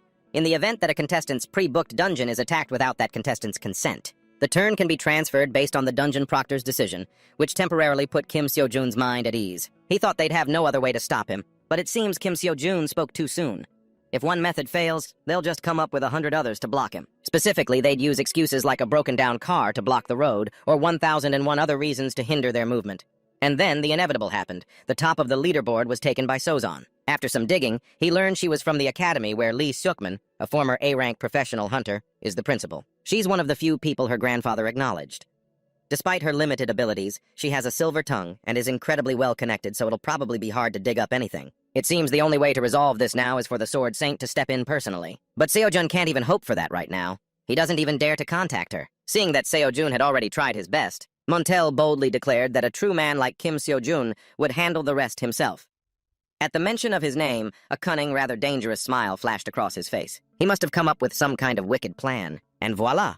With his traditional technique, also known as bribing the proctor, Kim Seo-jun successfully booked a dungeon and cleared it swiftly in just 5 minutes. He left them no time to react, especially with the management team supervising right there. When they heard he was from the academy founded by the Sword Saint's granddaughter, they started causing a ruckus. Lee Sukman, driven by his endless ambition, became aggressive. He ordered his subordinates to take care of him by any means or trick necessary. After many grueling days, Kim Seo-jun and Sozon ended up with the same score. This forced the organizers to call an immediate meeting. Needless to say, it was the most chaotic meeting ever, with Seo-jun and Lee, Sukman inside, screaming their heads off at each other. The organizers announced that they couldn't accept a co-championship, and since there was no proof of Sozon's misconduct, they decided on the following. After a heated discussion, the captain of the dungeon management team saw that Kim, Seo-jun and Sozon were both present and immediately explained the rules for the final tiebreaker match. The rule was simple. Out of the 3 dungeons before them, each person had to choose one and clear it. Whoever clears their dungeon faster and then proceeds to clear the remaining one will be the winner. All the dungeons are level 2, so they are equally difficult. Therefore, both of them must choose their own dungeon. Kim Seo-jun thought for a moment. He knew the chances of her rigging. This match were very low, but he still had to be cautious. With that, he spoke up and requested the first dungeon on the right, which meant the dungeon on the left belonged to Sozon. Suddenly, she whispered in his ear, "Try not to feel too bad about this," which left him stunned. Before he could even process it, she had dashed inside. Kim Seo-jun quickly rushed in after her. Although her words left him utterly confused, he thought, who cares? Winning is the most important thing. He walked on, but the inside remained a silent, empty space, which was damn confusing. It's been 5 minutes and there's still nothing? What the hell is going on? Swish! A piercing, horrifying sound echoed out. Less than a second later, a level 4 manticore with razor-sharp teeth appeared before him out of nowhere. A level 4 monster in a level 2 dungeon? Kim Seo-jun cursed under his breath. He powerfully swung his staff, charging forward and killing it in a single blow. Although it seemed quick, it was much slower than his usual clear time for a level 2 dungeon. Kim Seo-jun bolted towards the exit, assuming Sozon had already moved on to the second dungeon. He saw the captain and yelled, "There's a level 4 monster in there, so the match isn't fair. I want a rematch." But the man just coldly replied that it was impossible, because Sozon hadn't come out yet. Hearing this, Kim Seo-jun was extremely surprised. She had definitely been inside for quite a while now. Little did he know that inside, Sozon was about to face a monster far more terrifying. Memories of the past flooded her mind like a slow-motion film. Back then, So Young still had her brother. They were happy, playing and training together, though she always knew this brother of hers was a fool who believed in justice and goodness. Compared to her, he was incredibly naive. On that rainy night, she watched with her own eyes as her brother protected a complete stranger, and died for it. Her entire worldview shattered completely. She swore she would never live like her brother again, and her selfishness and hatred grew with each passing day. Kim Seo-jun waited and waited, and when she still didn't come out, he couldn't help but feel that something was strange. He knew that if this continued, that means I've already beaten you. But Kim Seo-jun still felt like something was off. He secretly guessed it wasn't an incident caused by a dungeon error, but by Seo-jun herself. Assistant Manager Kim yelled that the 2 mana measurement devices were acting very strangely. It was originally indicating level 3, but now it's become level 4. If the dungeon is malfunctioning like this, It means the mana is in chaos. The mana waves inside the dungeon are unstable, and the predicted index is changing. The consequences of this error should be low. But the dungeon's level suddenly rose. If there isn't enough time, the dungeon will explode, leaving devastating consequences. Kim Seo-jun knew that if he hesitated, Seo-jun would be in danger. With that, he immediately dashed inside the dungeon. In there, Seo-jun was writhing in pain from the wound caused by promote good and punish evil. The level 6 monster was roaring continuously before her eyes, making her unable to believe it. To think a monster this terrifying existed in the world. It was something that should only exist in books. Not right in front of her like this. Just as its sharp iron teeth lunged forward, Kim Seo-jun appeared in time to block it. He then trembled, trying to hold back its terrifying attacks. After temporarily fending it off, he ordered her to run quickly. It truly was a level 6 monster. It thrashed around ceaselessly, creating intense shockwaves that forced Kim Seo-jun to constantly dodge back and forth to draw its attention. Every attack it threw was insanely powerful, but he had already figured out its patterns. With that, he told himself to first avoid the fatal blows and then lure it away. But man proposes, God disposes. It suddenly plunged its sharp horns into his chest, causing fresh blood to spray everywhere. Kim Seo-jun was numb with pain, but he still tried to muster some strength to send it flying. Seeing Kim Seo-jun in such a miserable state because of her left So Ji-hyun utterly confused. They had no connection to each other, so why did he come here to help her? He just needed to join another dungeon raid and win, that's all. Guessing he must be doing this for money, Seo-jun furiously screamed, telling him to get out and that she wouldn't thank him or anything. But contrary to her harsh reaction, Kim Seo-jun just calmly told her that even though she was completely in the wrong, she had no reason to die. Because human life is the most precious thing. His courageous spirit and his gentle yet firm voice made her think of her older brother. Her kind, pitiful older brother from her past. The strength of that beast, compared to Kim Seo-jun, was like an egg being thrown at a rock. The speed it unleashed became more terrifying and shocking than ever. Suddenly, he remembered something his teacher taught him. Intuition belongs in the realm of thought. Just like that, his whole body trembled as if he'd realized something. That's it. I have to make intuition and thought become one. Also known as create the intuition of a transcendent. A light flashed in his eyes as he regained his spirit and clarity. And once again he charged, staff swinging, to fight it one-on-one. His entire body was engulfed in a roaring, stormy aura. Though getting injured was unavoidable, after a few clashes, he could sense where it would attack, as well as its every muscle movement. It kept attacking, and Kim Seo-jun just kept dodging with this momentum. He hoped he could hold on, until the professional hunters arrived. But as for Seo-yeon, he didn't know if she could last. Not when one of her arms had been mangled by its bite like that. There was no more time to hesitate. Kim Seo-jun poured all his strength into his body and unleashed a final attack with an aura that seemed to envelop the world. However, through his own instinct, he knew he couldn't possibly win against this overwhelming killing intent. Not with just the Herculean strength spearmanship skill. The two torrents of power collided, creating a massive, deafening explosion. Blood from the monster's body after that blow gushed out like a spring.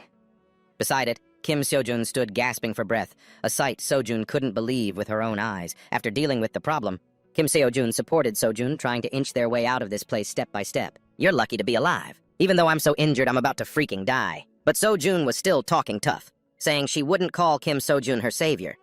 After the whole commotion, a vehicle finally arrived to take her to the hospital. The incident that occurred at the sweep competition, was gradually announced, and in a short time, it caused a massive uproar. Although there had been measurement errors in the past, never before had a monster of such a high rank appeared at a place like this. Naturally, public attention focused on the associations and the government.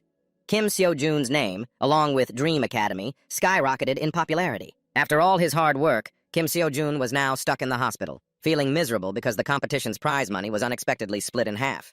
He was heartbroken over the money. He was on the verge of losing his mind, muttering non-stop. Then John came to visit him at the hospital and saw him crying like that all day. Suddenly, he learned that all the prize money was his, because Seo-jun had withdrawn herself from the competition. Not only that, including this latest competition, she also revealed many fraudulent acts she had committed in the past, and even exposed the cruel behavior of the Academy's director, Zaka, her father. This made Kim Seo-jun incredibly surprised. He couldn't believe she would do such a thing. Seo-jun still thought Seo-jun had some other plan, but unexpectedly she told him. Although her belief that Kim Seo-jun was wrong hadn't changed, it seemed she had also realized that she herself was wrong somewhere along the line. In any case, Kim Seo-jun had won the prize all by himself. On top of that, the prize money was tax-exempt, plus an extra 100 million from government incentives, which left his jaw on the floor. Meanwhile, Seo-jun's Dream Academy finally rose into the top 3 thanks to his victory this time. Having met the evaluation criteria, Kim Seo-jun could now explore 4-star dungeons. All this good news happening at once made everyone incredibly happy and full of anticipation. After the money problems were solved and he'd treated the whole group to a big meal, Kim Seo-jun returned to his bed and excitedly opened the training equipment shop on his phone to see if there was anything he could buy. First off, he had 4 billion won. But the Spear of Longinus was priced at 1 billion. It seemed that no matter how much he saved, it still wouldn't be enough for all his expenses. He sighed in frustration and decided he'd have to try and save up for some slightly cheaper equipment. He scrolled and scrolled through the screen, but after looking again and again, he felt that the Spear of Longinus was the best option. It would be a waste not to buy it now. Items worth hundreds of billions, but knockoffs like this only cost 1 to 2 billion. Even though it's not the real deal, it must have some uses. However, after thinking it over, Kim Seo-jun decided it was better to be cautious. Because the shop didn't provide much explanation about the items, he could only guess their effectiveness based on their mythological descriptions, nothing more. What could he do? He didn't have enough information to research all their myths. That's right. Kim Seo-jun had an idea. He would go to the Supreme Academy's student community to see if anyone had used things like this before. Suddenly, he came across a post sharing experiences using 100 different items, which made Kim Seo-jun's jaw drop in amazement. He scrolled down for a while. He then read that the spatial pouch was rated 10 out of 10, which made Kim Seo-jun immediately sit up and check the price. It was only 100 million won. In dungeons, he could use it to store monster corpses, and on quests, he wouldn't need to carry heavy loads. It seemed he had to buy it right away. 3 days later, Kim Seo-jun happily went out to test the new spear and the spatial pouch he had just bought, even though his bank account was now empty. But oh well, investing in himself was worth it. Suddenly, Seo-jun appeared. When she heard he had spent all 4 billion of his prize money, she screamed in shock. Then she looked over at Kim Seo-jun's shiny new equipment. She immediately understood the reason. A moment later, the two of them were in a pitch-black dungeon filled with terrifying, gloomy-looking monsters. Kim Seo-jun thought about the defense level of the monsters here. They were level 4, so he decided to take a gamble and test out his new weapon by swinging the spear at a gargoyle with high physical defense. It seemed like the perfect target to test the Spear of Longinus. Kim Seo-jun never expected that with just one swing, the monsters would be smashed into a soft pulp like tofu. He was just cutting through them left and right, easier than anything. After dicing them into pieces, Kim Seo-jun pulled out the spatial pouch and stuffed their parts inside in a flash, right under Seo-jun's astonished gaze. This made her extremely curious about where he had bought such incredible items. She listened as Kim Seo-jun dodged the question, claiming he bought them at a pawn shop for hunters near his house. This got Seo-jun excited, wanting to go there and check it out too. But then he told her the place had already moved. This made her completely deflate. Kim Seo-jun gave a forced laugh and scratched his head, feeling a little guilty for not being able to tell her the truth. Crack! A quiet but heavy sound shattered the atmosphere, bringing with it a sense of gloom and darkness that made them both freeze for a moment. Relying on his powerful spear, Kim Seo-jun decided to step forward and handle it for her. With his mountain-shattering strike skill covering the entire area, Kim Seo-jun performed a few basic moves, creating a whirlwind of immensely powerful energy streams that attacked the monsters in a terrifying matrix. In a flash, he had neatly wiped out their entire nest, leaving Seo-jun completely stunned.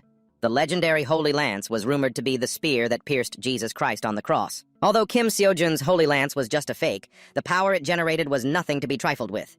It seemed those posts on the community site were reliable after all. With only 25 days left, Kim Seo-jun resolved that he had to try and earn enough money to finish listening to the new lecture. Suddenly, Seo-jun informed him that Jimin, Marting's disciple, aka a genius among geniuses, was here. Marting's disciple acknowledged that she wanted to see him, seemingly to ask about what happened last time.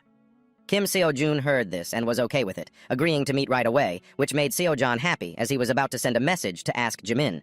But before they could set a date and time, she had already appeared behind Seo-jun at some point. The moment Jimin laid eyes on Kim Seo-jun for the first time, she couldn't help but scream in shock, and then she suddenly went into a frenzy, demanding to know where he got that thing from. After a whole lot of noisy bickering, she finally sat still, which was giving me, Kim Seo-jun, a bit of a headache. Seo-jun explained that although Jimin was old, she still looked so young. That was because she had always maintained her childhood appearance by using a trick to store memories in her body. Suddenly, Jimin aggressively demanded to know where Kim Seo-jun got that spatial bag from. Her thirsty, covetous gaze made him break out in a cold sweat. According to what she knew, this bag was clearly extremely dangerous. She then spouted a long stream of nonsense about twisted circuits and straight circuits. Listening to it was enough to make me feel like I was about to die. He then wondered how much more insanely she would react if he showed her long-used spear. In a firm tone, Jimin offered to buy his spatial bag for 100 billion, causing Kim Seo-jun to waver for a moment.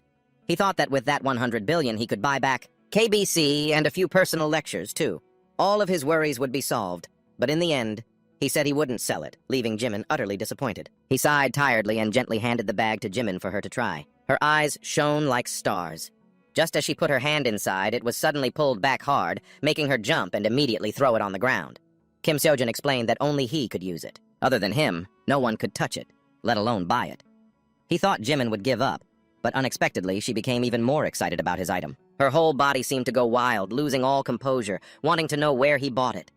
After hearing him say the store that sold it had closed, Jimin refused to give up and asked to study it for a fee. The moment money was mentioned, even someone as cool as me, Kim Seojun, had to agree immediately. Jimin jumped for joy. It was only now that she remembered the main reason she came here. It was about what happened in Kim Seojun's dungeon back then. After a while, once Kim Seojun had finished explaining everything that happened in that dungeon, he said that the reason he was able to defeat Natsura was all due to luck.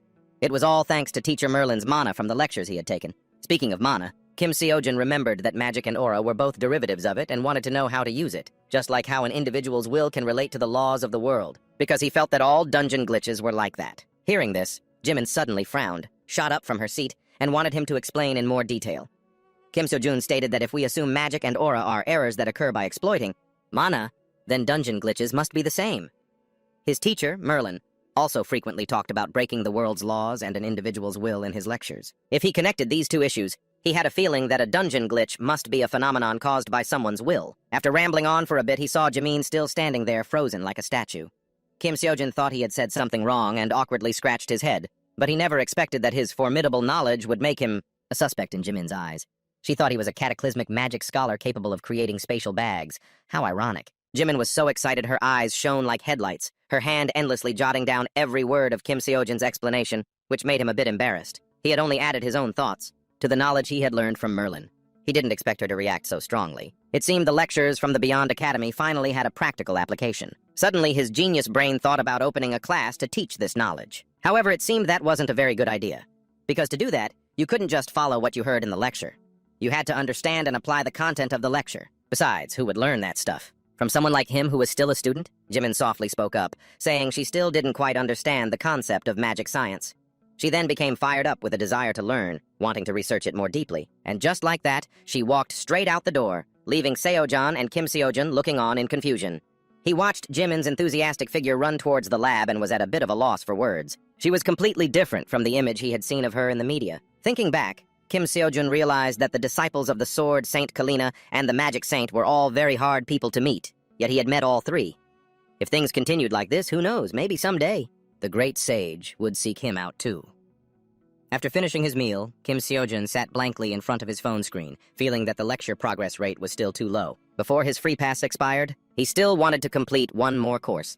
It seemed there was no other way than to earn money to recharge his free pass and increase the lecture progress.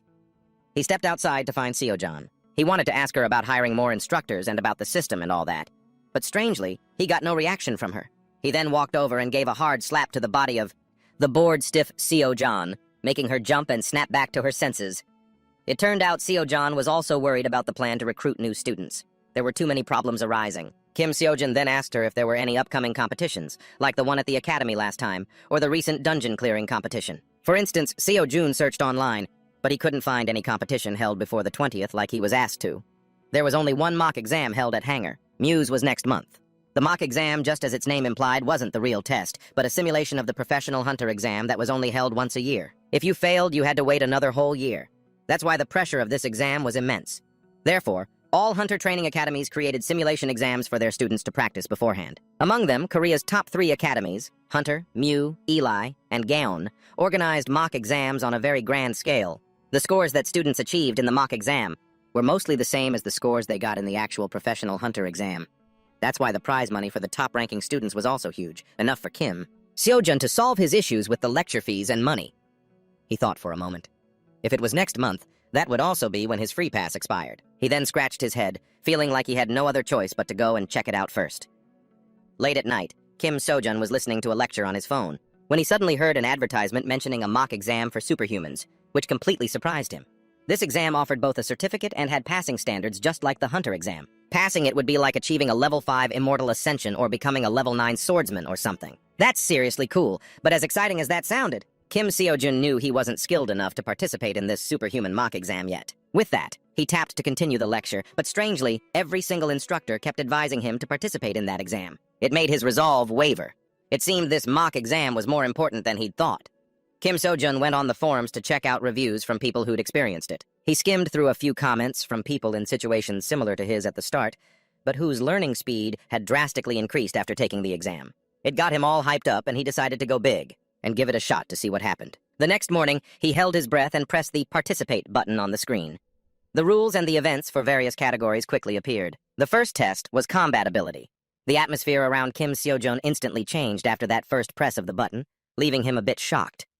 He couldn't believe the exam would happen this way. According to what it said, there were a total of 15 stages based on the superhuman standard. The first stage was around level 5 or 6. Each stage went up by 1 level, so by stage 15, it would be level 20. Just thinking about it made him a little nervous. While he was lost in thought, suddenly, swoosh, a giant dragon leaped out of his phone, relentlessly spewing poison and spitting silk, which scared the hell out of Kim Seo-jun. Huh? Hello? It's only stage 1 and I've already freaking failed! Kim Seo-jun couldn't believe his eyes. He rolled on the ground, crying out to the heavens. It was clearly just stage 1. But the system already used a dragon to measure combat power, and not just any normal dragon, but the destruction dragon. Fafnir, for crying out loud. Crying out. I mean, if stage 1 is like this, then by stage 15, I'll probably be fighting a god. After crying for a bit, Kim Seo-jun let out a long sigh and sat up, trying to regain his composure. In any case, he was lucky to still have 10 more chances after his first attempt. Although 10 tries wouldn't change much, Kim Seo-jun was still determined to risk it all. With that said, he picked up his battle spear and bravely strode forward into the fray. He looked so fierce. But after n number of failures, Kim Seo-jun only had 5 tries left. It made him so frustrated he could cry. How was he supposed to catch that thing? Kim Seo-jun realized that if he was still fuzzy on what a pro hunter was, then what the heck was this fake superhuman thing? Even though I have to do something to increase my lecture progress, it's over before I can even do anything, so there was no way for him to make any progress. Suddenly, a notification appeared on his phone screen, asking if he wanted to listen to a tutorial lecture for this. Although his evaluation score would be deducted, he immediately considered it. Seeing that there was even a lecture from his idol, the great sage Sun Wukong, Kim Seo-jun had no reason to pass up this opportunity. Quick as a flash, he pressed the Agree button. He revealed the secret to him. You just had to dodge its breath attack. Next, he performed a few special techniques while fighting the dragon and pointed out its weak spot. After a few flashy moves, he had dealt with Kim Seo-jun's entire problem as easily as the wind. It left him fucking speechless. Wait, was that the tutorial? Was that supposed to be the simple part? The concept of a tutorial at the Superhuman Academy seems different from the norm, sheesh. He watched it over and over, but was still at a loss as to how he could possibly copy that. It was like, just apply the formula and you'll get the answer. But the answer was to go home. Suddenly, he noticed the name Sigurd in the list of instructors, a hero from Norse mythology. He was both the wielder of the famous sword Balmung and the first dragon slayer, a.k.a. the one who understands Fafnir the best. He couldn't help but click to watch. He said that you just need to avoid its breath. Hearing this, Kim Seo-jun was about to dejectedly turn it off when Sigurd suddenly said he would analyze its characteristics and show him 2 strategies, making Kim Seo-jun pause for a moment. He said the first thing is, Fafnir spits its breath as soon as it's summoned. So if you press the summon button and then run, the dragon will still spit its breath in that same direction. The key point here is to prepare a block of gold. Kim Seo-jun was still quite confused by this method, but he bought an ingot anyway, then continued with the lecture. Sigurd revealed that when you summon it, you should throw the block of gold right in front of Fafnir. It definitely won't spit its breath on the first go, because it's afraid the gold will disappear. Then suddenly, he stopped right at the crucial part. But the fact that they wanted the trainees to handle the rest themselves really made me, Kim Seo-jun, want to curse. Still, I had nothing to lose. I took a deep breath. Then, trembling, I pressed the retry button. In a flash, that dragon reappeared, roaring in front of me. I remembered the lecture from before, Kim Seo-jun, right at this moment. I swung my arm and threw the block of gold in front of it. Upon seeing the gold, the monster's eyes lit up and it snapped its mouth shut. All of its breath filled with killing intent. Also vanished with it, which made me a little happy. I was about to rush in, but unexpectedly, it discovered that this was just fake gold and roared even more fiercely than before. And Kim Seo-jun got totally wiped out. Are you freaking kidding me, guys? Just as expected, I failed miserably, left sprawling on the ground. Suddenly, my phone vibrated. A notification informed me that Karen's lecture progress had increased, leaving me momentarily stunned in disbelief. Kim Seo-jun dashed back and forth frantically, trying to dodge the dragon's relentless attacks. But the result was still a hard faceplant because it was just too fast. I tried to find an opening in its attacks, but it looked like that wasn't happening. Just as I was about to get pummeled, Kim Seo-jun had no other choice but to take a gold ingot from his bag and throw it past its face, making it stare wide-eyed. After confirming it was Joss paper gold, it roared ferociously and charged toward Kim Seo-jun, sending him running for his dear life. With that, I threw out countless gold ingots from all directions, which made the monster stare in stunned confusion. Kim Seo-jun seized this opportunity. He immediately channeled his power with his spear and struck with his special moves, mountain-splitting force and Kai convergent stance. With a loud crash, he unleashed a fierce blow that pierced through its thick hide. It looks like I succeeded this time, but it's not over till it's over. Don't count your chickens before they hatch, Kim Seo-jun. That monster took my blow without a single scratch or any damage whatsoever. It just went ahead and made short work of Kim Seo-jun, causing me to fail again. Well, the fact that the lecture progress rate increased a little was enough to satisfy Kim Seo-jun somewhat. Seeing that I still had 3 chances left, I eagerly jumped in for a fight. This living legend will keep on trying. Seo-jun lately was a little surprised that she hadn't seen me at the dungeon. Kim Seo-jun told her he was temporarily focusing on training by himself. I was a little worried. I wonder what she'd think if she saw me glued to my phone all day like this. Would she suspect anything? I've already failed the first course of this term. The course completion rate was increasing slower than I thought, so Kim Seo-jun decided it would be much better to try and finish the lecture and then apply it in actual combat. 3 days later, the second course began. Kim Seo-jun was a bit nervous, wondering what it would be like this time. After he finished preparing, a fireball that looked exactly like a Dragon Ball from Dragon Ball Z suddenly appeared before his eyes, surprising him a little. He was just chuckling when the system suddenly informed him that he needed to hold on to it while escaping from a pursuing monster. After reading that, Kim Seo-jun felt like he was going to faint. He gave a strained smile as he stared at the roaring monster before him.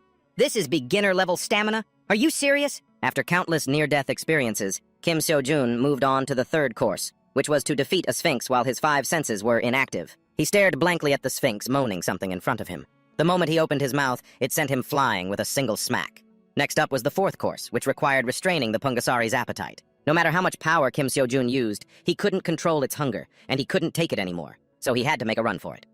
Then in the fifth course, after hearing the siren song, I successfully passed phase 1, which made me think it'd be a piece of cake. But then I heard Hehem's Requiem, and that divine voice of its made my ears bleed. After an extremely tough competition, Kim Seo-jun finally received his mock exam score, and it was more abysmal than ever. But in exchange, the lecture progress rate for his courses increased, so it seemed like he would be able to pass 2 courses soon. However, 3 days had already passed, but I still hadn't received any notification about selecting a new course, which made me extremely anxious. The time remaining on the free pass was only 5 days. I was so close to finishing the last course. Kim Seo-jun wondered if he should return to the dungeon immediately, because compared to waiting around indefinitely like this, going back would be much better. In his moment of confusion, the mentor kid, whom he hadn't seen in a while, suddenly appeared, startling him. It's been a while since I've seen the little guy. Kim Seo-jun was a bit surprised and spoke a little too loudly. He was almost discovered by Seo-jun, which flustered him, so he immediately grabbed the kid and ran straight outside. After a bunch of excuses, Kim Seo-jun was getting annoyed. Facing his fiery gaze, the mentor scratched his head and explained that he only came back after checking my profile, because my results were just that pathetic. Hearing this, Kim Seo-jun was stunned and froze up completely. The mentor said that at my current level, any advice he gave would be useless anyway. With that, he gently advised me to focus on listening to the 2 recommended lectures. Hearing this, Kim Seo-jun was so desperate he wanted to cry. The mentor's sincere advice left me without even the energy to get angry anymore. Hearing Kim Seo-jun say that during the time the mentor wasn't here, he had been listening to the lectures very diligently, he cheerfully took my phone to check. But the more he looked, the longer his face got. When he saw 4 lectures playing at the same time, Kim Seo-jun revealed that he had watched 4 lectures at once, which made the mentor horrified and unable to believe his eyes. And look at these insane stats achieved in just 3 months. It's enough to blow your mind. Oh my god, this is seriously unreal. Kim Seo-jun mentioned that he had also taken many speaking exams and then quietly wondered how he should choose his elective for the transcendent exam. The mentor just told him he only needed to choose the subject he wanted. Trat noticed Kim Seo-jun still didn't have a Supreme Academy ID, which surprised him slightly. Guessing something was wrong, he said he would go see the headmaster to ask about it. He vanished as soon as he finished speaking, quick as the wind, before Kim Seo-jun could even call him back. Afterwards, he resumed practicing the mountain toppling force, his entire body and his beloved spear letting out heavy bursts of energy. A violent aura flared. Suddenly, a notification popped up on the screen, asking if Kim Seo-jun wanted to listen to the concluding lecture. He immediately clicked on it. With words of encouragement, moral support, and genuine advice, Instructor Hangvu's lecture on the mountain toppling force officially came to an end. As evening began to fall, Seo-jun saw him return and excitedly told him that applications for the previous Hunter mock exam had opened for a 1-week period, starting from today. After asking for his opinion, Kim Seo-jun happily and quickly helped him register. Kim Seo-jun thought to himself that although his score in the Transcendent mock exam was tragically awful, it was still a Transcendent exam. He'd probably do better in the Hunter exam. Besides, he was extremely confident. He had obtained the power of the mountain toppling force and even had Longinus's spear. After fiddling around for a moment, Seo-jun finished registering for him. She said the exam would take place in 20 days. She then heard him ask about admissions, which made her a bit dejected. I wonder what kind of trick that old man Park Min-chun is planning to pull this time. But he was her grandfather, after all. What Seo-Jan was most worried about right now was which instructor to invite. Because each field required a dedicated instructor, and she couldn't just invite anyone. And inviting someone famous would be expensive. Hearing this, Kim Seo-jun became a little interested. Then he heard Seo-Jan say that the salary for a top-tier instructor could be up to several billion. The greed started boiling in his veins. Just like that, his excitement shot through the roof, and he wanted to volunteer to help Seo-Jan, which left her a bit confused. 3 days later, Seo-jun was overjoyed to see that he had completed all of Hang-Vu's lectures. As for Karen's lecture, it was a bit of a shame, but his free pass was still valid, so it seemed okay. Suddenly, the mentor appeared again. It heard that he had finished a course, while it was away and was so shocked its jaw dropped. Speaking of asking about Kim Seo-jun's situation, the mentor remembered. It suddenly exclaimed that something big had happened, and it looked quite urgent. The mentor said this wasn't a system error. The truth was, the Supreme Academy had no information about him at all, which left Kim Seo-jun stunned. Huh? Wait a minute, he yelled. If I'm not a member of the Academy, then how the hell have I been able to take lectures from you guys all this time? Because they operate completely on a membership system. The mentor added that the headmaster had also received a direct report 2 days ago, but didn't know the specifics of the situation either. Although Kim Seo-jun didn't know who the headmaster was, it seemed that person was an existence of great power, not someone just anyone could know about. The Supreme Academy's system didn't seem to have any errors either, unless causality had been altered. But causality should not change under any circumstances. According to the headmaster, it seems there were traces of someone's undiscovered interference. The more Kim Seo-jun listened, the more he worried he would be expelled. Seeing this, the mentor cheerfully reassured him, "You'll be fine. Because the problem is on our end, not yours. Once a member, always a member." Hearing this, he felt a little relieved. Kim Seo-jun couldn't believe someone had interfered in this matter. He guessed that someone might have deliberately caused this for a specific purpose. He felt that he was just an ordinary person with a dream of becoming a hunter, living a normal life, day in and day out. The mentor then said he should just continue training as usual for now. It then said it hoped he would understand, because recreating the ID was quite a difficult task. Putting that issue aside, Kim Seo-jun's free pass only had 2 days left, so he wanted some advice on what to do next. The mentor cleared its throat and explained that the curriculum at the Supreme Academy was divided into 4 main parts: introductory, beginner, intermediate, and advanced. Kim Seo-jun was currently in the introductory stage. After completing the advanced level, one would reach a certain proficiency. From there, each person would have their own training method to suit them and achieve higher efficiency. The stage from advanced to transcendent is much more difficult than the stage from beginner to advanced. So it seems Kim Seo-jun still has a long way to go. With the mentor's help, Kim Seo-jun was shown 2 new lectures to solidify his foundation first. Other things could be learned after reaching the intermediate level. The mentor's determined demeanor made it impossible for him not to trust it. The moment he clicked register, the tuition fee jumped to 2 billion, making Kim Seo-jun's face go pale. Then he heard the mentor advise him to regularly collect causality, which made him a little curious. He didn't know what it was. The mentor explained that it was simply status. Just like it meeting him here and now, that is causality.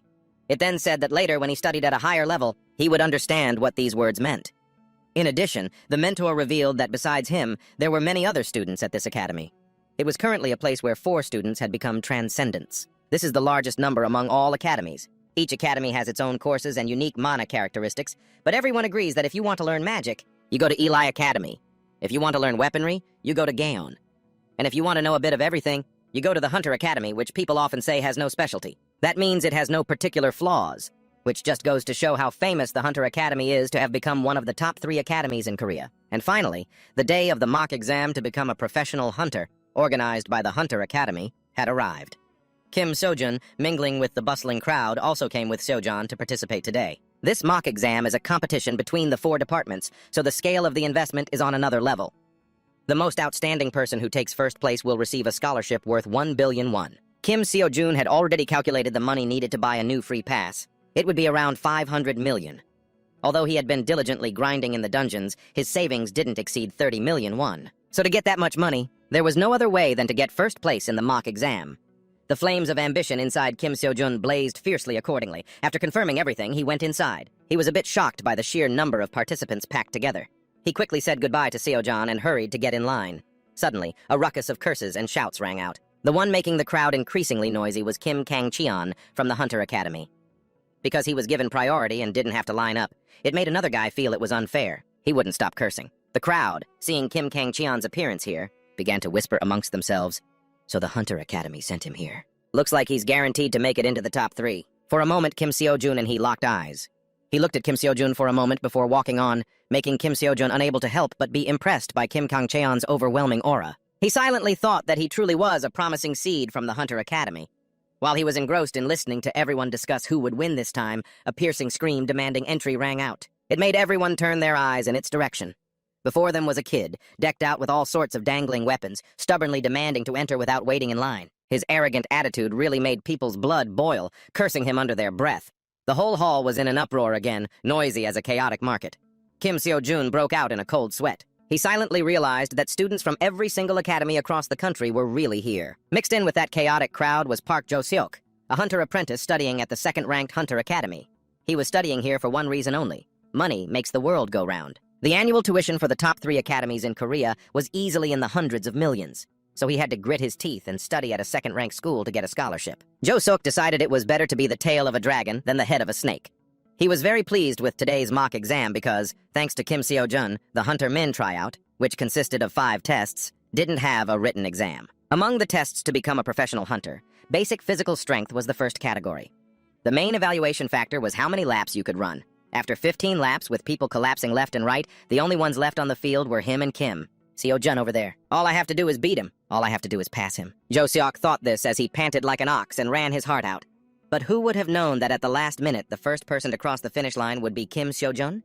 After that, he even put on a sick top-tier performance lifting weights. He totally broke the game, leaving everyone with their jaws on the floor. It's not as heavy as I thought. Even though I train my physical strength every day, there's no way it should be this easy, right? Could it be because I was able to instinctively use the mountain-toppling strength after completing Shang Yu's course? He wondered to himself if the mountain-toppling strength is already this powerful. I'm afraid after finishing the Hack Queen course, I'll probably become an absolute beast. The passionate fire inside Kim Seo-jun was burning hot as hell. Kim Kang-cheon, a student from one of the 3 largest hunter academies in Korea, was also here today. This time, he was here under his superior's orders, not to compete, but to monitor Kim Seo-jun's actions. What is this sudden request? Who is Kim Seo-jun? I think I heard that name about a month ago during that chaotic dungeon incident. As Kang-cheon walked and wondered, the results board was revealed amidst the excited murmurs of the crowd. Kang-cheon was stunned when he saw his score was lower than Kim Seo-jun's by a whole 11 points. On top of that, he was in 3rd place, not 2nd. Lee Min-jun. Who the heck is that? There's no way I wouldn't know the name of someone skilled enough to surpass me. This is the first time I've ever seen this name. Where did he crawl out from? After seeing the results, Kang-cheon instantly turned into a sad boy, telling himself that this couldn't continue. But then he remembered his superior's request. You don't need to do anything. Just observe Kim Seo-jun. Kang-cheon was lost in thought for a few seconds. The second test was mana usage. It was evaluated based on the number of attacks made on a shield-generating machine. So, the contestants had to try to use their mana optimally to break the shield. Kim Seo-jun wasn't very confident and nervously glanced at his opponents going up before him. Now it was Lee Do-eun's turn, the goddess of Eli Academy. She unleashed her firepower and in the blink of an eye, shattered the shield with a score of 100. Cool as a cucumber. Kim Seo-jun stood below, staring in full admiration, without blinking even once. Next, it was his turn. Kim Seo-jun told himself, well, might as well go big or go home. Swinging the scepter in his hand, he planned to just generate enough of Merlin's mana. But man proposes, God disposes. That one casual blow of his successfully sliced the shield in 2. Unleashing an overwhelming power that shot to the heavens, Kim Seo-jun climbed straight to the #1 spot under the dumbfounded and scornful gazes of the crowd below. So you were weak, huh? Not confident, were you? Even Kim Seo-jun himself couldn't believe he had actually done it. After that, the mana shield generator broke, so the competition had to be postponed. After all the ups and downs, the hunters from the 3 largest academies all reluctantly ranked behind Kim Seo-jun. The audience below whispered about how Kim Seo-jun was the one who resolved the chaotic dungeon incident before. He was also the one who single-handedly took down the level 6 Nakura. Park Seo-jun grew a little tense upon hearing this. She felt that if things continued like this, the placement test would be meaningless. She had no intention of letting him take the lead. With such an overwhelming gap, no one knew which direction this professional hunter competition would take. The fact that Kim Gang-cheo was left so far behind in this competition, it was extremely disappointing to his fans. They secretly felt that in the current situation, only Lee Ha-jun could stand against Kim Seo-jun. As for Kim Seo-jun, he was currently sitting in the waiting room, sighing with boredom, the holy lance in his hand. This was the holy spear that pierced Jesus when he was hung on the cross. Just from this spoken legend alone, it was enough to see that its power was no joke. The problem is, I need to know exactly what that power is. All I know is the story that's been passed down. Only that one story. And there are no further explanations. Does that mean Longinus's spear has the power to defeat mana shields? Or can it simply close the distance? I have no idea. Suddenly, something caught his eye. It was a strange kid with a bow and arrow on his shoulder, singing loudly. Kim Seo-jun suddenly remembered he was the weirdo who had caused trouble with the authorities on the way here. Seeing him staring, the boy cheerfully ran over to get acquainted. He was Lee Min-hyun, ranked number 2. Min-hyun's boisterous, talkative, and slightly chaotic energy left Kim Seo-jun speechless. Just then, the announcement for the upcoming dungeon raid test suddenly blared. Kim Seo-jun, head held high, defiantly stepped into the incredibly realistic virtual reality space. The monsters he needed to kill today were 10 Nakuras. Around him, a pack of beasts had already gathered, roaring loudly. "So noisy, it's giving me a headache." He casually swung his staff and gave them a few whacks. Each one of them immediately coughed up blood and dropped dead. That being said, their strength was nothing to scoff at, completely different from back then. Of course, these things are vastly different from a Nakura, but I also feel that I've changed a lot since then, too. As Kim Seo-jun deftly swung his staff, countering the beast's sharp claws, he thought about how just 3 months ago he was a nobody, busy struggling just to get by. To be precise, he was just an ordinary person trying to survive. But now, Kim Seo-jun had become a student at the Supreme Academy, met Seo-jan, and his life had changed. Although his journey to becoming superhuman was still full of obstacles, it wasn't too far off. After a sweaty battle, he successfully wiped out the pack of beasts, achieving a standard score of 100 points. Coming out of the dungeon, Kim Seo-jun, now at the top of the leaderboard, was stared down by the other contestants. It made sense. As long as I'm not disqualified or I don't surrender, I'll definitely win. I want to participate in a match where the winner is already decided, Kim Seo-jun thought gleefully, ignoring the murderous glares from his rivals around him. Silence is golden. Lee Min-hyun only managed to place 5th this time, but he looked as excited as if he had just won the grand prize in a lottery. Kim Gang-cheo only placed 3rd. Gang-cheo's cool and aloof demeanor caught Kim Seo-jun's attention. Only now did Kim Seo-jun realize that Min-hyun was a freelance contestant, meaning someone who didn't attend an academy and learned on their own. They're usually people with no money and no talent. It's extremely rare to find an outstanding individual among these contestants. For him to train on his own and beat the top seeds from the 3 major academies, he must be some kind of super talent, Kim Seo-jun thought. Actually, I have a teacher too, but he just doesn't know he has a student like me, Min-hyun said with a grin. Kim Seo-jun heard him but had no idea what he meant. Just as he was about to ask for details, a staff member from the competition approached and announced that an unexpected problem had occurred.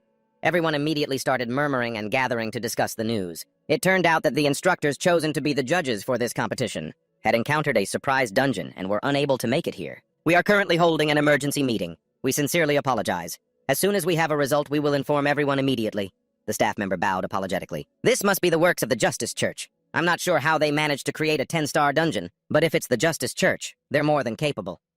The problem is, this could cause the placement test to be canceled. If that happens, Kim Seo-jun will become the winner, and everything will end meaninglessly. I don't think the church went to all this trouble just to achieve this result," Gang-cheo thought worriedly. Finally, he suddenly suggested changing the exam format. "What if we have the students compete in one-on-one battles?" That makes sense in theory, but it would be very difficult to implement. The number of students participating in the Hunter Academy's placement test is huge. If we proceed with a one-on-one battle format, it would take a lot of time, and we don't have that much time. Furthermore, it would create problems with the scoring system, the staff member said, scratching his head. Gang-cheo refused to give up.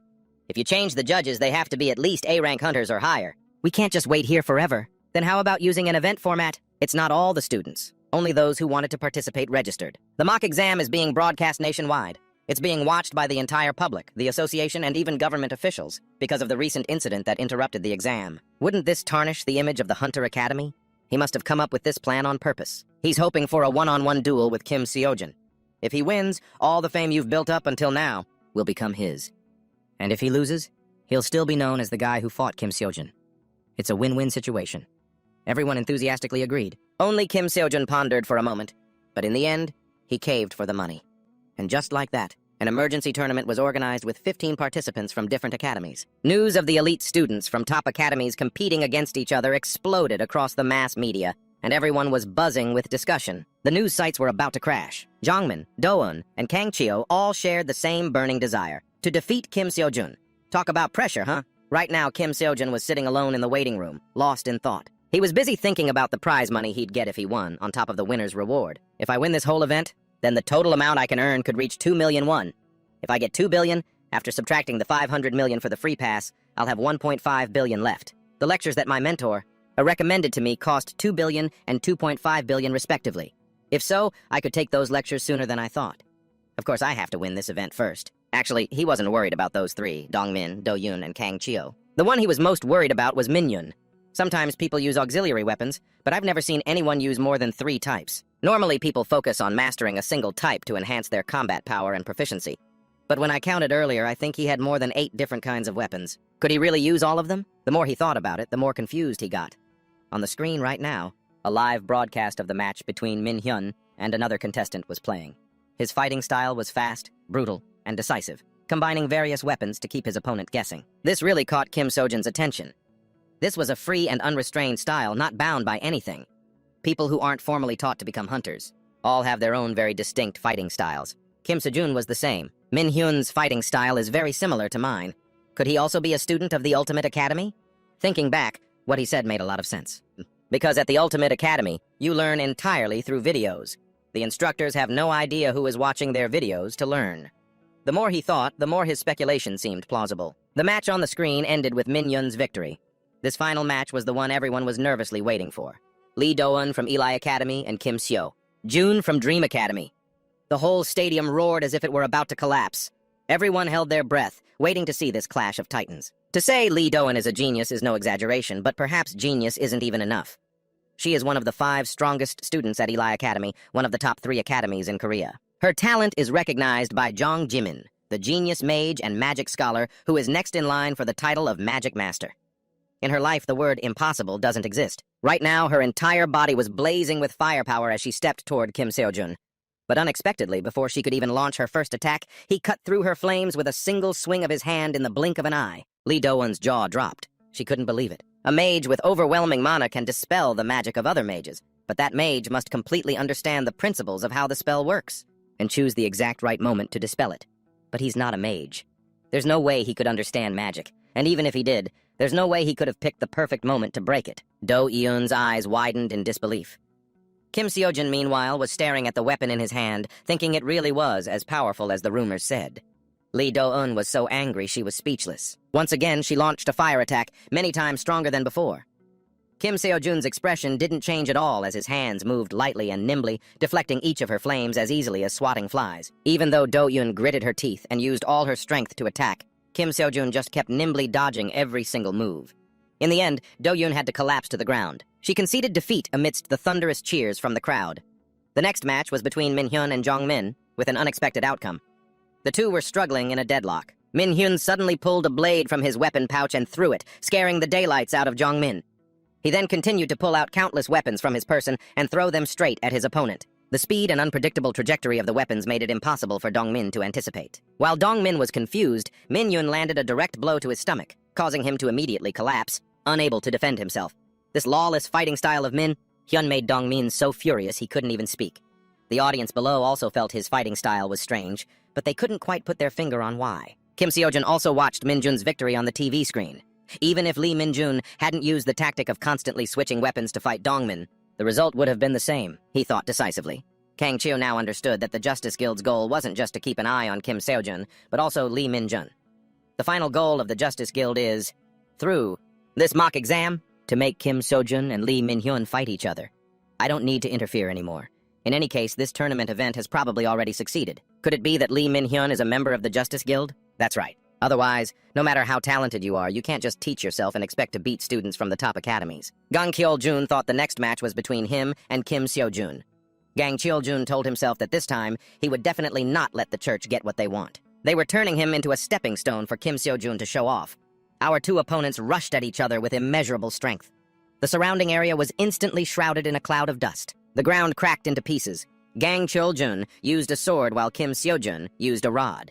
Neither was willing to give an inch as they continued their brutal clash. After a while, a panting Gang Cheol-jun realized that Kim Seo-jun's weapon didn't seem to have any sword aura at all. But it was able to block all of his sword aura. No, it wasn't just blocking my sword aura. It was as if my sword aura had no effect on him whatsoever. That weapon looks like an ordinary iron bar, but it's not. It must be because of that weapon that he got such a high score in the mock exam. I just need to be careful of his weapon, because the difference in our actual strength isn't that much.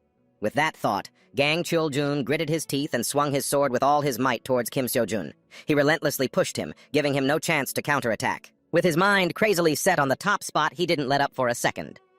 Kim Seo-jun was also a little surprised by Gang Cheol-jun's strength. Then, with a swoosh, Gang Cheol-jun continued to swing his sword, relentlessly slashing at the rocks around Kim Seo-jun, which completely stunned him. As expected of someone in the top 3 of the Hunter Academy. It's not just an empty title. In that case, I guess I have to go all out. Kim Seo-jun smirked as his entire body was suddenly enveloped in a dark aura, shocking Gang Cheol-jun. His jaw dropped as he watched Kim Seo-jun become visibly stronger, his presence completely changed. It was as fierce as an erupting volcano. Kim Seo-jun's powerful slashes flustered Gang Cheol-jun, and he was gradually pushed back. He was sweating bullets as he tried his best to fight back. But how could he counter those swift strikes, so fast that the path of the slashes couldn't even be seen? Compared to the advanced swordsmanship and mana training of the Hunter Academy, it was just a simple weapon swing. But how could he swing that weapon so effortlessly? Gang Cheol-jun was sent flying a whole 10 meters by Kim Seo-jun's blow. His mind went blank, speechless as he thought in agony. The blow sent Gang Cheol-jun into a daze, and he was briefly reminded of Lee Ha-jun. He had been defeated by her then, and she had thrown taunts at him that cut to the bone. Being defeated by Kim Seo-jun once again today made Gang Cheol-jun's blood boil with rage, and he swore to get his revenge. Nupakachi! A thunderous lightning strike descended. Fueled by the fire of hatred Gang Cheol-jun felt for Kim Seo-jun. A deafening explosion erupted from behind the hazy smoke. All the spectators' jaws dropped as they witnessed the sight of Gang Cheol-jun lying limp at Kim Seo-jun's feet. There was no longer any doubt. The one advancing to the final round was him. The entire stadium erupted in a shocked uproar. The final match between Kim Seo-jun and Min Hyun, which everyone had been waiting for, finally began. Seeing Min Hyun's hesitant expression, he revealed that he also knew the master he was studying under, which quite surprised Min Hyun. Or maybe he didn't. If Lee Min Hyun wasn't a guest student from the Supreme Academy, then I could just say it was a misunderstanding. But if he's like me, also a guest student from the Supreme Academy, then things will be completely different. Even if we're both guest students from the Supreme Academy, it doesn't mean he's on my side. On the contrary, I should treat him as a competitor. Right now, I can't predict how Lee Min Hyun will react. So I can't be too hasty, Kim Seo-jun thought to himself. He wanted to risk a fight with him. Seeing Min Hyun's suspicious look about Kim Seo-jun revealing that his master was a transcendent-level powerhouse, he made a proposition. The loser of this match, will have to answer one question from the winner. Amidst the cheers and roars of the crowd, a deal between Kim Seo-jun and Min Hyun was officially made. The final match officially began. However, both of them stood still like statues, causing the audience to look at each other in confusion. Both were busy being wary of their opponent, sweating buckets. With a swoosh, Min Hyun drew a sword from his back and lunged towards him. Min Hyun is holding a sword now, but considering Lee Min-jun's fighting style so far, I don't think it's as simple as just using a sword. From the very beginning, I have to go all out and find his weakness, Kim Seo-jun said as he swung his rod in response. A flash of light shot past, and Min Hyun's sword instantly shattered into pieces before his own horrified eyes. As quick as a flash, Min Hyun dropped his weapon and gradually retreated. While Kim Seo-jun was distracted, a shower of arrows suddenly rained down on his head. Kim Seo-jun quickly twirled his rod, using the force of the wind to blow all the arrows away. Min Hyun was utterly stunned and filled with admiration as he witnessed this display. That weapon you're using, I'm quite curious about it. If I win, you'll answer my question about that weapon, right? Kim Seo-jun, of course, agreed. But that's only if you win. They both burst out laughing and then continued to clash fiercely. Amidst Min Hyun's sword aura, Kim Seo-jun noticed a very strange feeling. In stark contrast to his willingness to use rule-bending tricks to win, he didn't seem to have any desire to win at all. Occasionally, taunts echoed from the crowd, but it seemed like he paid them no mind whatsoever. Kim Seo-jun couldn't understand what Min Hyun was thinking. Could it be that he didn't want to win against him? Min Hyun chuckled, saying he had also tried his best. No matter how others insult me, my value doesn't decrease. A boy with a lot of spirit, that's Min Hyun for you. Kim Seo-jun, also filled with fighting spirit, drew his staff, intending to show him a thing or two. Hearing Lee Min Hyun's words just now reminded him of Shakyamuni's teachings. This world has a rule of constant elimination. Therefore, we must be stronger than we were yesterday. Through those teachings, Kim Seo-jun suddenly thought about wanting to escape that world and see the world from a different perspective. There's an anecdote from when Shakyamuni, as a human named Gautama Siddhartha, had not yet joined the ranks of the Buddhas and was still continuing his spiritual practice. One day, Shakyamuni saw a group of children in a running race. For some reason, they raced many times. Each time, there was always one child who came in last. But for some reason, the smile never left his face. Shakyamuni was very curious, so he approached the boy and asked him, "Little boy, why do you run like that?" "Because I like it. But if you keep this up, what if the others catch up to you?" "My finish line and the finish line of others are different. How could they possibly catch up then?" "What is the finish line you see over there? There are other people standing there, so I'm not even sure if that's the finish line. To me, it's just a point I pass through." That boy continued to finish last. And later, during the biggest race held in my country, I heard that boy achieved an absolutely incredible result. At that time, I thought it was like building a tower. Putting in a little bit of effort at a time is building the self, building one's own life. So I repeated this arduous practice, to build a more perfect tower than before. But as I quietly listened to that boy's words, suddenly I had this thought, that the construction of that tower doesn't actually need to be completed. It's okay if it collapses. Why had I never once thought of it that way? Kim Seo-jun's society is a competitive one. If you don't strive every day, you'll be eliminated. Just falling behind means you'll disappear. It's survival of the fittest. The strong devour the weak. So every day he had to strive, thinking that by growing quickly he wouldn't be left behind. But the more he did so, the more anxious he became, and he realized he was obsessed with the Apex Academy. Kim Seo-jun was consumed by the obsession of having to strive to not be eliminated, to not be left behind, to not be surpassed by anyone in order to survive in this competition. It's all right. There are other people standing there, so I'm not even sure if that's the finish line. Even if others curse at me, my own value doesn't change. Every word, mixed with Min-hyun's face, appeared in Kim Seo-jun's mind. Only now did he clearly understand the words from Shakyamuni's sermon. Why have I never thought of it that way? If I use the Spear of Longinus, I can win easily. No matter what tricks Lee Min-hyun uses, I just need to break through them. My desire to win hasn't changed. Kim Seo-jun, filled with determination, gripped his weapon with both hands. He wanted to be the one to decide his own worth. Suddenly, seeing Kim Seo-jun burning with such fighting spirit took Min-hyun by surprise. The corner of his mouth curled into a slight smile as he spoke. Then he removed all the weapons he was carrying. Then he picked up a small knife, the weapon he was most confident with. Both of them were pumped up with adrenaline. Back at it, and even more formidable than before. In contrast to Kim Seo-jun's tense expression, Min-hyun seemed carefree, as if he were half playing, half fighting, but the speed of his attacks was like lightning. If that's the Spear of Longinus, each of its attacks poses a major threat to me. Moreover, it's really difficult to deal with these surprising and ever-changing attacks. Lee Min-hyun! Kim Seo-jun tensed up, trying with all his might to counter Min-hyun's attack.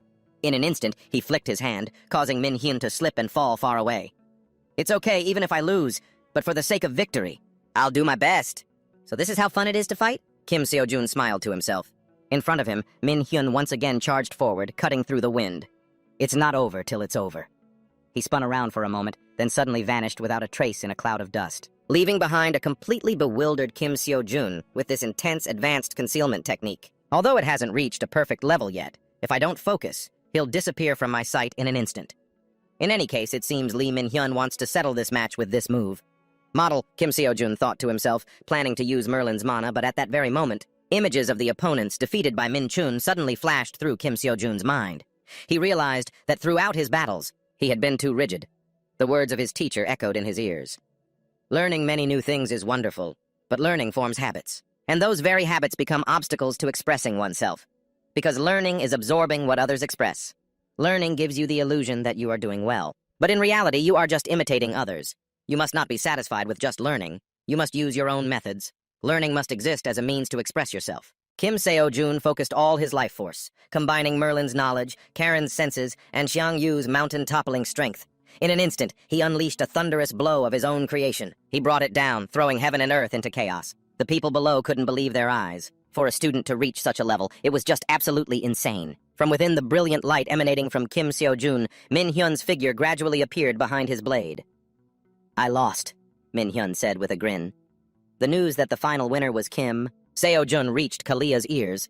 When she heard he had switched weapons at the last minute, her face darkened. She announced she would report this unexpected event to the apostles. Is there any reason for us to go this far? I know Kim Seo-jun is someone we should keep an eye on, but the Korean Association has already started a full-scale investigation into the appearance of the 10-star dungeon. Because of this, the plan we've been preparing for the past 15 years has been disrupted. I honestly don't understand why we're doing all of this. Just for that kid. The subordinate, Cancer, spoke with frustration, but she immediately snapped at him to shut up. She remembered how, a few days ago, her superior had threatened her, telling her to watch his every move. He used an apostle as a messenger to relay this supreme command. It made Kalia a little scared. Biting her nails, she trembled as she recalled someone else who could do the same thing.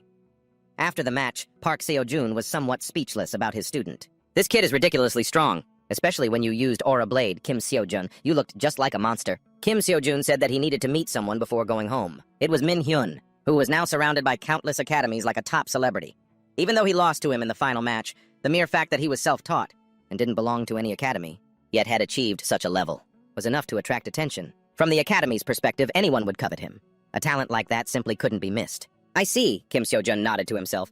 But with that crowd sticking to him like glue, there's no way for me to talk to him privately. Suddenly, Min-hyun broke out of the crowd and ran to hide behind Kim Seo-jun, announcing that he would join the Dream Academy, causing another uproar. After a while, they managed to find a place to hide, escaping from the noisy academy scouts. Min-hyun said that what he said earlier was true. He wanted to attend the same academy as him. Kim Seo-jun froze, not knowing how to react. He knew that even if he strongly objected, Seo-Jan would probably not accept him into the academy, but he also didn't want to interfere in Seo-Jan's affairs in such an emotional way. We'll talk about that later. Do you remember our promise? Kim Seo-Jun asked. He wanted to know who the teacher Min-hyun had mentioned was. Who is he? Min-hyun, looking cool and collected, declared loudly that he had no idea either. Huh? Are you messing with me? Kim Seo-Jun was so angry he could feel smoke coming out of his ears as he stomped aggressively towards Min-hyun. It scared the daylights out of him. No, that's not it. I really don't know. When you used the dagger earlier, you said you were taught how to use it. Plus, you said your teacher was a transcendent-level master, and now you're telling me you don't know who your teacher is? Kim Seo-Jun furiously rattled off. No, because he never taught me anything. I learned everything by watching him. I've never been taught by anyone. Min-hyun replied calmly. Min-hyun was a self-taught student. It's common for people with no money or talent to want to become hunters. But Min-hyun's case was different. He had both talent and money, but he didn't want to be tied down by any academy. So he chose to study on his own. I trained alone, deep in the mountains. Although I had no one to guide me, I was quite satisfied because I didn't have to follow the suffocating curriculum of any academy. It went on like that until one day while I was training as usual, I suddenly sensed that someone had collapsed. That was my first encounter with my teacher. Min-hyun said that although the man was covered in bloody wounds, he refused to let Min-hyun carry him down the mountain. Seeing the urgency in his every word, he had to give up on the idea of taking him to a hospital. With no other choice, Min-hyun took care of the man in an abandoned house on the mountain. At first, his condition was so severe it was a miracle he didn't die instantly. But as time went on, he could feel the man was recovering. A month later, on his way back home, Min-hyun was startled to see a group of strangers surrounding that man in front of his house. Scared, he hid behind a tree to observe the situation. Just as he was about to be discovered, the old man, with his masterful sword strokes, lopped off all their heads in a flash. In all his life, it was the first time Min-hyun had witnessed someone with such incredible martial arts skills. After finishing them off, the old man loudly urged Min-hyun to leave this place and never come back. Before he could even recover from the shock, the old man vanished like the damn wind. Although he didn't know what was going on, his instincts told Min-hyun to listen to him. So, before leaving, he packed his belongings right then and there. He saw a manuscript that the old man had forgotten in his haste. I intended to return it to him if I ever got the chance to see him again, but I haven't seen him since. Min-hyun said with his head down that thanks to the manuscript, he had learned the weapon techniques written inside it. From the way he fought, I'm sure my master was the one who created the precious techniques written in the manuscript. But my master still doesn't know that I have his valuable records. Or that I've been learning his techniques, Min-hyun said shyly. I know there's a high chance he's lying, but he's no ordinary cadet from the academy, the Supreme Kim Seo-Jun thought. Min-hyun then added that the real reason he joined this trial exam was because he thought that in a competition this large, his master would be able to find him. After that, having listened from beginning to end, he finally spoke up and asked if the person Min-hyun called Master was actually the Black Saint. The Black Saint, like the Sword Saint, is one of South Korea's 5 symbolic heroes. Among the 5, he is the most mysterious. The Sword Saint's granddaughter also knew of this mysterious man. Kim Seo-Jun immediately asked her to help him ask the Sword Saint about the precious manuscript in Min-hyun's hands. Min-hyun, only now realizing that Seo-Jun was the Sword Saint's grandson, was struck speechless. The next day, Kim Seo-Jun was at home. He sighed about the money he had earned. It still wasn't enough to buy the equipment for his online course. He remembered what Lee Min-hyun said yesterday, that he'd return to the academy today so they could go see the Sword Saint together. Because of this, Kim Seo-Jun went online and bought a free pass. This move helped speed up his learning process on the system, allowing him to complete Karen's class in the blink of an eye. But after all was said and done, Kim Seo-Jun still didn't feel a damn thing change in his body. When I finished Xiang Yu's class, I could feel the platinum power flowing through me, but this time there was nothing like that. According to the martial arts stories I've seen, transformation is supposed to be like twisting and rearranging your bones, or maybe purifying the impurities from your body. It's a bit of a shame, but since I've already finished it, I guess that's that. Kim Seo-Jun scratched his head, consoling himself. Suddenly, a chill ran down his spine. It felt just like a cold blade was being held to his neck. A strange voice echoed faintly in the room, making Kim Seo-Jun jump, his face turning pale. He heard the person mention a tough opponent for that brat. Kim Seo-Jun immediately thought of who the owner of this voice was. It's the Black Saint. Who else could it be? While Kim Seo-Jun was freaking out over the Black Saint's sudden appearance, the man himself was quite impressed with his perceptiveness. No matter how I think about it, I never would have imagined you could detect my presence. I was wondering about that myself. It might be because of the transformation technique that Karen the Centaur just taught me. If that's the case, it feels more like a super sense than a simple transformation technique. Maybe this technique has some secondary abilities too. Kim Seo-Jun scratched his head, muttering to himself. The man heard him mention that Min-hyun didn't even know he was the Black Saint, or that he had intentionally left the sacred text for him, which made the Black Saint fume. It seems Min-hyun is on his way here now. He'll probably be here any minute, so why don't you go and say hello? Kim Seo-jun said. If I wanted to, I would have met that brat long ago. But I can't meet him right now. I couldn't from the beginning. That's the very reason I came to see you, the Black Saint replied. Since time was short, he got straight to the point. He wanted to know if Kim Seo-jun had any connection to the Justice Church. Because for a while now, I've been tracking the Justice Church. I don't trust those animals. Most people in the world see the Justice Church as heroes of humanity, the ones who put an end to the Great Deluge. But not everything you see and hear is the truth. You must know about the great beast bishop that the Justice Church is hunting, right?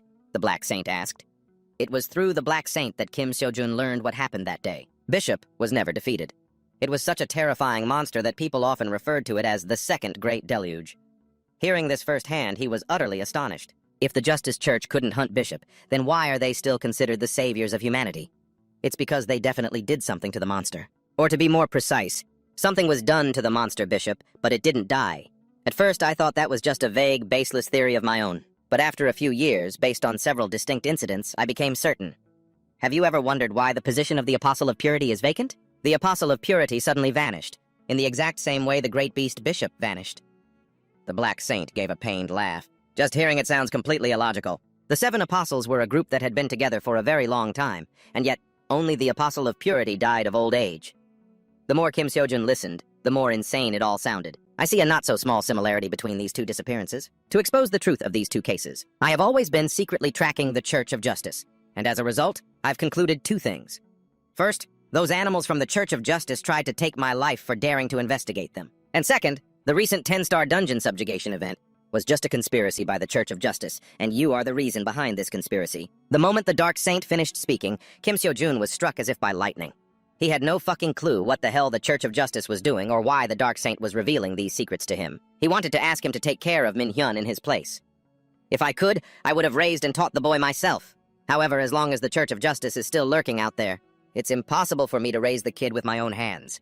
The Church of Justice has a special method for observing their targets, though I don't know exactly what that method is. But when their targets act, they can see the entire outcome of that action. That is also why those animals call this observation. I am one of the targets they watch most closely. Anyone who contacts or is related to me is also put on a watch list. That is why you must become the bridge between me and that kid. You are the only exception. The Church cannot observe you, so even if you and I meet, those bastards won't be able to sense anything out of the ordinary. At the same time, if I act through you as an intermediary, they will just assume you are the one performing the action, not me. I also don't know why they can't observe you. The Dark Saint's long speech made Kim Seo-jun's head spin. He wondered if somehow this was related to the reason why the Supreme Academy had no information on him. Before leaving, the Dark Saint gave Kim Seo-jun a book documenting the art of knife throwing and the art of stealth, asking him to pass it to Min-hyun. After saying that, he also gave him another book of magic arts. It was a gesture of thanks, but to his surprise, Kim Seo-jun seemed unwilling to accept it, which annoyed him a bit. This priceless treasure that so many coveted, Mao, was being flatly refused. Kim Seo-jun let out a mischievous laugh, stating that he only needed child support funds. The Dark Saint, one of the 5 heroes, was completely frozen stiff, being asked for money so bluntly for the first time in his life. Kim Seo-jun stood his ground.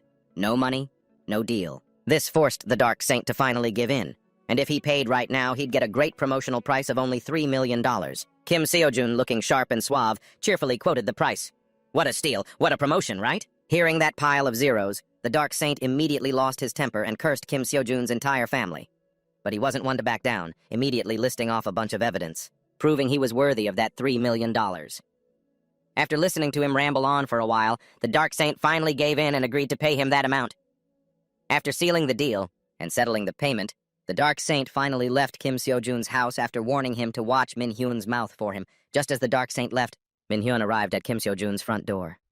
After Kim Seo-jun revealed that his master was the Dark Saint, he was so fucking stunned he was speechless. Kim Seo-jun quickly handed Min-hyun the book, inwardly ecstatic at the thought of the payment about to land in his pocket. Hearing Min-hyun wonder why Kim Seo-jun wasn't keeping the book for himself, but giving it to him instead, he sniffled, not knowing where to begin his explanation. Well, how should I answer that? If I say these secret arts are useless to me, it's like disrespecting the Dark Saint, but even so, wouldn't I be able to find the Supreme Academy this way? Kim Seo-jun hesitated, not knowing what to say to Min-hyun. Suddenly, the boy shouted out, his eyes filled with faith and hope, asking to join the Hunter Academy with Kim Seo-jun. This left him utterly fucking speechless. Gaining a top-tier student like this made Seo-jun grin from ear to ear. Although Kim Seo-jun was quite surprised at first, he gradually realized this wasn't bad at all. I plan to train with the secret book that the Dark Saint gave me. Each time I'll receive a favor from him.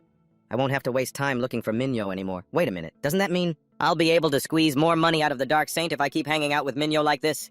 He'll be my golden goose.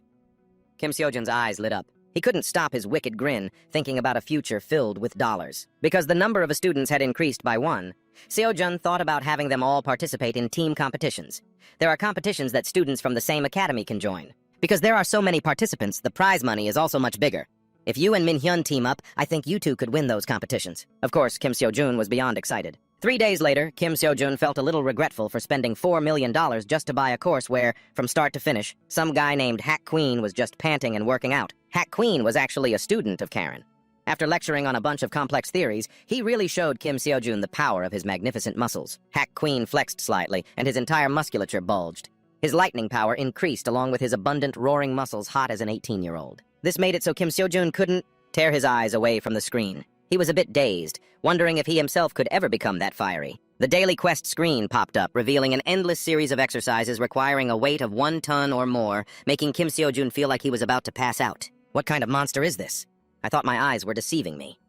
As for the leg exercise technique, Kim Seojun opened a lecture by Zhang Sanfeng, the grandmaster of the Wudong sword sect. He was also the creator of Tai Chi and the Tai Chi sword.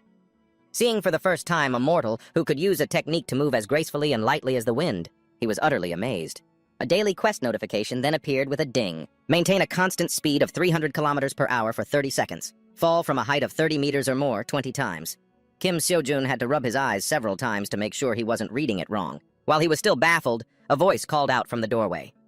It was Sucheon, Mr. Manchun's daughter. She'd come looking for him, saying she'd lost contact with her father. After hearing the situation, a surprised Kim Seojun guessed he was probably just drunk and sleeping it off somewhere. The thing is, I argued with Dad yesterday. I told him I want to become a professional hunter. I've had these powers for about a month now, so I told him I want to join a hunter academy instead of going to college. But he wouldn't agree, Suryeon mumbled. Well, it's true that you can make more money as a hunter these days. Having worked at a company for so long, I get it. Suryeon wants to get the job as soon as possible to help her dad, but what parent would ever want to put their child in danger? And we're talking about Mr. Manchun, too. He's heard his fair share of stories about hunters. I'm sure he didn't like that idea one bit, Kim Seojun thought to himself after comforting Suryeon and seeing her off. He immediately called Manchun, but there was no answer. Meanwhile, the members of the Kalia Church were growing anxious, unable to locate Kim. Seojun, no matter the cost, under no circumstances can the breach of a 10-star dungeon be revealed. She bit her nails, her eyes wide as she spoke to her subordinate. Meanwhile, during Kim Seojun's training session that day, the system required him to carry a weight of 1 ton to successfully complete the mission. It was enough to make him fucking depressed. If only I had known, I wouldn't have sold off those monster corpses. Luckily, I bought that kibi sit, though I never imagined I'd be using it for this, Kim Seojun thought, and then immediately used every ounce of his strength to pull the ridiculously heavy bag. Blood was rushing to his head, but the thing still wouldn't budge an inch. He collapsed to the ground, panting heavily, telling himself he had to boost his strength with mana to even have a chance. After a while of giving it his all, he reached a new, unparalleled position, which was getting crushed flat as a pancake by the bag. If Seojun hadn't saved him in time, this day next year would have been the first anniversary of his death. Oh, right. Ms. Seojun, this building is 15 meters high, isn't it? I want to jump off the roof, Kim Seojun said, cool as a cucumber. Before a stunned Seojun could even react, he had already gone off to conduct the experiment himself, by jumping the hell off the side. Seeing this, Seojun had to wonder if Kim Seojun had completely lost his damn mind. What will the new trainees think? If they see him like this, no. Will we even be able to recruit any more new trainees? She grew quite depressed, thinking about the dark future ahead. Even Min Hyun, who had just stepped out for a moment, came back to a sight that made his face darken. Right now, Kim Seojun was extremely worried. It had been 4 days and he still couldn't get in touch with Mr. Manchun. In the 15 years he'd known the man, this had never happened. He was sure something was wrong. Without a second thought, he shot to his feet. He announced he was going out to find Manchun himself. When he arrived at the construction site, he was bombarded with so much praise and admiration from the workers, it made his head spin. After some initial pleasantries, he got straight to the point. But strangely, no one there had seen Manchun recently either. Didn't he disappear after he went off with that guy? About 3 or 4 days ago, a stranger showed up. He came to our monster transport company. Wasn't Manchun the one who dealt with him? He offered a very attractive payment. I guess it seems suspicious because the guy made a personal request instead of going through the company's official channels. Usually, that means the job is either extremely dangerous or illegal. Manchun might have been desperate for money to cover his daughter's tuition or something, a man at the workshop said. Hearing this, Kim Seojun's heart skipped a beat. He rushed back to the company to ask for information, but the staff there refused. They wouldn't disclose client information. The policy doesn't change even if someone is missing. Having lost all hope, Kim Seo-jun could only go and sit dejectedly in a park. Even though there was no concrete proof that Mr. Mon-chun was missing, he felt a deep sense of dread. Mr. Mon-chun had been with him through thick and thin for ages. When he lost 9 years' worth of savings after the accident, Mr. Mon-chun comforted him and took care of him. Even though he wasn't wealthy himself, he gave him 3 million won without a moment's hesitation. Kim Seo-jun used that money to pay his tuition at the Apex Academy. That's the only reason he'd made it this far. He gritted his teeth, telling himself he couldn't just sit by and do nothing. Suddenly, Kim Seo-jun snatched up his phone and called Seo-jan, asking her to help him meet the Sword Saint immediately. But when he finally met the man, he proposed a duel. Seo-jan and the others stared with their jaws dropped, thinking his grief had driven him insane. If I win, I want you to intervene in this incident directly. Not just offer assistance. On the other hand, if I lose, I will drop out of the academy. I know I can't defeat you in a fair fight. That much is obvious. So if I can land even a single scratch on you, I ask that you consider it my victory, Kim Seo-jun said calmly. He knew something must have happened to Mon-chun after he met that suspicious man, and the company's refusal to provide any information only confirmed it. That's classified information, but it's a different story if the one asking is the Sword Saint, one of the 5 great heroes representing Korea. It's truly a gamble, but this might be the only way I can save him. The Sword Saint, Mon-chun, thought for a moment, and then immediately agreed. He turned and went into a small room, gently and lovingly pulling out the sword that was carefully stored inside. Legend says that when Kim Yusin, a great general of the Silla Kingdom, was still training on Mount Wario, he received a treasured weapon, a divine sword, along with a book of military strategy. And after that, he achieved a resounding victory. Even though this is just a replica of the true Azure Dragon Sword, it is still a masterpiece created by the greatest blacksmith in Korea. There's only one situation where the Sword Saint uses the Azure Dragon Sword, when he has decided to kill his opponent. The secretary, his face pale, was about to step forward to stop him, but he was stopped by the Sword Saint. I'm sure he wouldn't dare challenge me with mere determination alone. So I should at least entertain him seriously, shouldn't I? Outside, a frightened Seo-jan was trying to stop Kim Seo-jun. Please, stop! I'm a man of my word. I want to put an end to all these mysterious things that have to do with me. I still don't have enough power or authority to protect the people around me. That's why, if anyone connected to Kim Seo-jun is targeted, the Sword Saint will act directly. I need to drag the Sword Saint into this. I need to engrave this conviction into everyone's mind, Kim Seo-jun thought. His confident eyes, determined to win this fight, even moved Seo-jan. The official duel began with fiery spirits on both sides. The Sword Saint wasted no more time, quickly drawing the Azure Dragon Sword from its sheath after letting him have the first move. He immediately put all his strength into swinging his club forward, but all his efforts were extinguished in an instant by the Azure Dragon Sword. The tempest of power that surged from that sword made it hard for Kim Seo-jun to even breathe, but just then, the club in his hand suddenly lit up and shot towards the Sword Saint with a whoosh. The Sword Saint, of course, was no pushover and coldly parried it. He's getting serious now. Every one of his attacks, every movement, feels like it could be the finishing blow. Kim Seo-jun broke out in a cold sweat as he assessed the situation. The Sword Saint's strikes, brimming with killing intent, danced relentlessly in the air. Kim Seo-jun strained with all his might, trying to defend against this unparalleled genius of the sword. The Sword Saint unleashed a flurry of strikes at Kim Seo-jun without letting up. This little brat! Just a few months ago, he was still a snot-nosed kid who was wet behind the ears. Although I could sense this brat's potential from our last encounter, he was still only remarkable for a student's level. But what I'm witnessing right now, with every passing moment, this kid is managing to grow stronger, the Sword Saint thought in amazement. Kim Seo-jun was busy parrying his attacks when the man unleashed a wave of aura so fast he barely had time to react. The weapon in his hands intrigued the Sword Saint, as it was still holding up well against the earth-shattering storm of attacks just now. This match should have been over long ago. If it weren't for that weapon, I wouldn't have even intended to use my full strength. Perhaps I should put a little more effort into this, shouldn't I? He thought to himself. With that, he once again launched a wave of sharp energy. Oh God, that brought Kim Seo-jun to his knees. Damn it! I was too arrogant. I really thought I could do this. Just because I defeated a few other promising students. But in the end, students are still just students. They're still green, inexperienced, and haven't faced the cruelty of the world. I failed to see that truth. I can feel the difference between the Sword Saint and myself. And it's frustrating that he's still not even going all out. Powerless and in pain, Kim Seo-jun blamed himself as another one of his club's energy strikes fell upon the Azure Dragon Sword. How could you even think of challenging me when this is all you have? The Sword Saint said, staring him down, his hands never ceasing their continuous attacks. I admire the Sword Saint. I want to be like him. I admire his strength, but more than that, I admire the way he worked to achieve that strength. I was too confident in my hollow title of Transcendent and unconsciously looked down on the Sword Saint. I'm still weaker than him, much weaker. But someday, I will reach a new peak, even higher than his. I want to surpass him.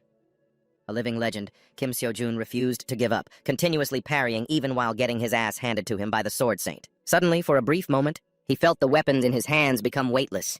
Each step he took forward felt indescribable. As he stood there dazed, with a shing, the tip of the Sword Saint's blade slashed diagonally across Kim Seo-jun's body. Covered in blood, he collapsed in agony. "That promise. I hope you don't go back on your word," Jun managed to say with his last bit of strength to the Sword Saint before passing out completely. Covered in blood, he collapsed in agony. "That promise. I pray you won't go back on your word," Jun gasped out to the Sword Saint, using the last of his strength before succumbing completely. Mansion and that mysterious man, they're currently trapped in some cave. But even in this dire situation, he's still optimistic, certain that Kim Seo-jun will come to his rescue. He believes that if it's him, no matter how tough things get, Mansion is convinced he can solve anything. After getting beaten to a pulp by the Sword Saint, Kim Seo-jun finally jolts awake.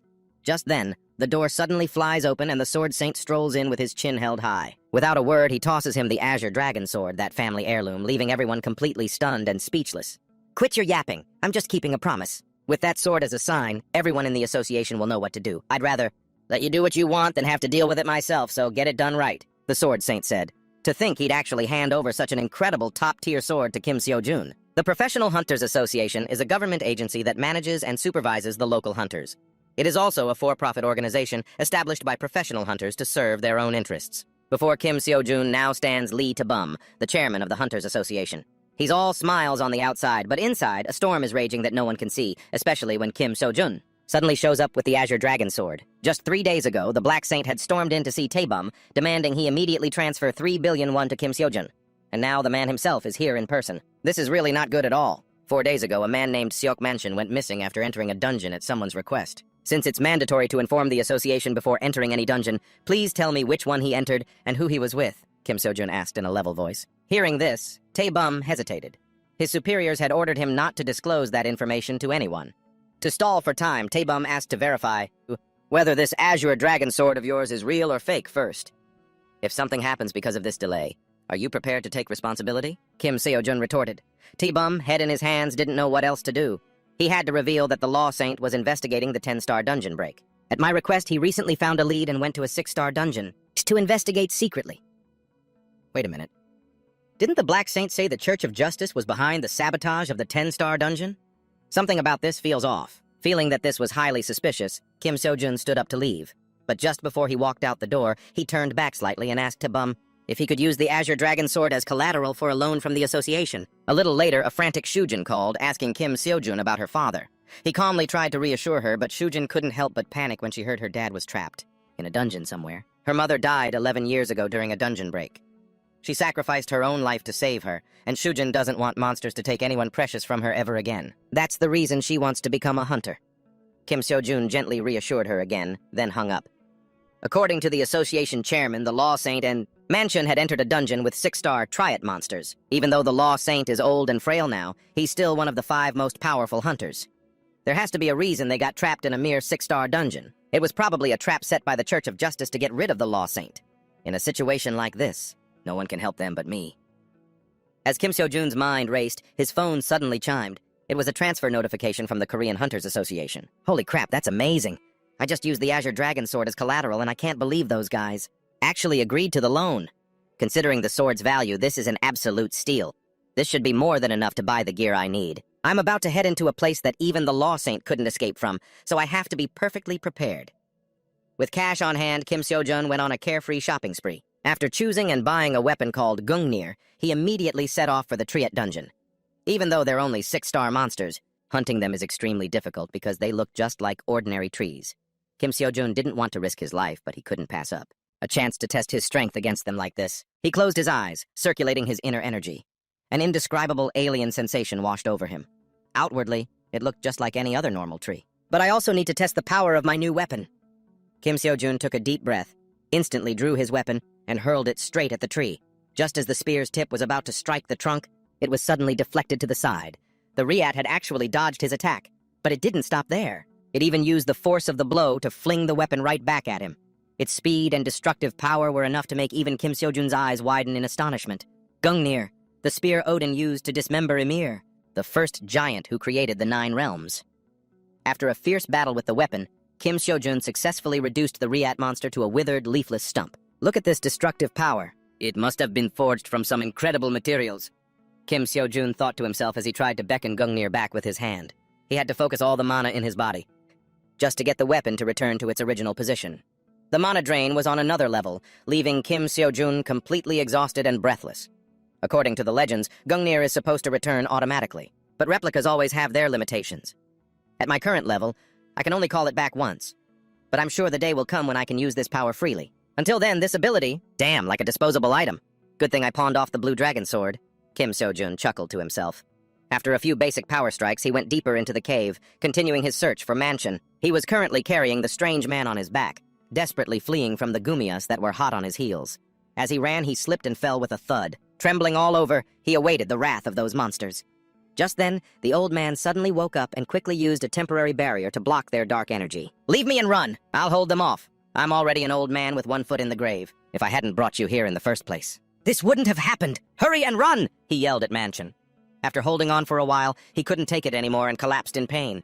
Mansion hugged him tightly, sobbing uncontrollably. His heart ached at the thought of Suryeon being without him in the future. Suddenly, a blinding light flashed. That figure.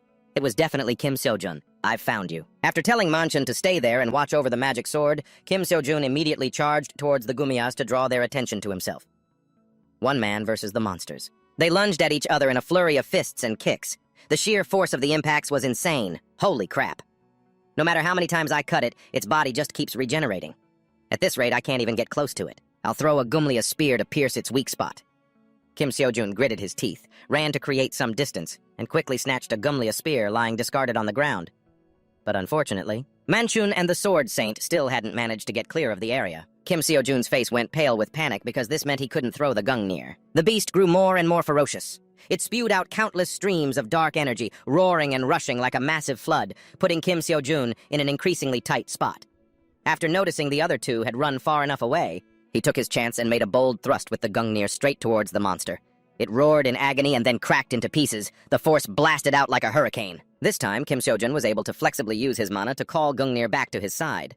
Looking cool and composed, Kim Seo-jun had successfully earned the admiration of the riots. Oh ho, look at that. They've learned how dangerous this thing is after getting hit a few times, huh? Kim Seo-jun said gleefully. Those tree monsters were now completely submitted to him, but it seemed they were all trying to stop him from picking up Gungnir. Kim Seo-jun could only hit them with a few basic attacks. What else could he do? A moment later, Mansion, carrying the Magic Saint, arrived at the meeting point. The Magic Saint's condition isn't very good right now. Time to use the emergency elixir I always carry with me.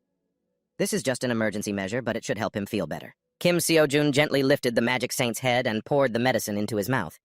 The Magic Saint slowly regained consciousness and was a little surprised to see Kim Seo-jun there. "You really came here to save us?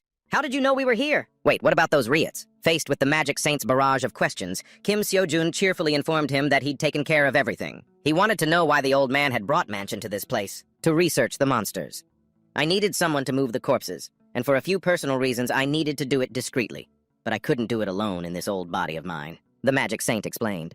"You did it secretly because you were afraid the Church of Justice would find out, right?" Those words from Kim Seo-jun struck a nerve. The Magic Saint's jaw dropped, wondering how he could possibly know about this. Suddenly, the ground began to shake violently, stunning everyone for a moment. The Magic Saint's face turned pale as he revealed that all of this was caused by that monster. For someone as skilled as him to be afraid proved that thing was no joke. The mountain before Kim Seo-jun suddenly split in two, transforming into a ferocious mutant monster. It's a mutant. Still, besides its size, it doesn't look too different from the riots I've met.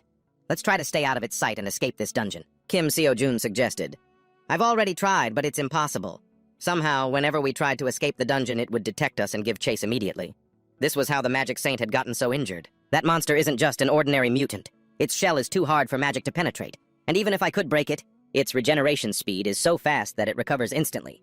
I even thought it might be an evolved monster that has eliminated the weaknesses of a Riat and enhanced its strengths," the Magic Saint said sorrowfully. He lamented that he was old, so he wasn't as strong as he used to be. Hearing him say that he was just one powerful blow short of being able to knock it out, Kim Seo-jun suddenly thought of a way. "So, while you're weakening it, I'll destroy its core."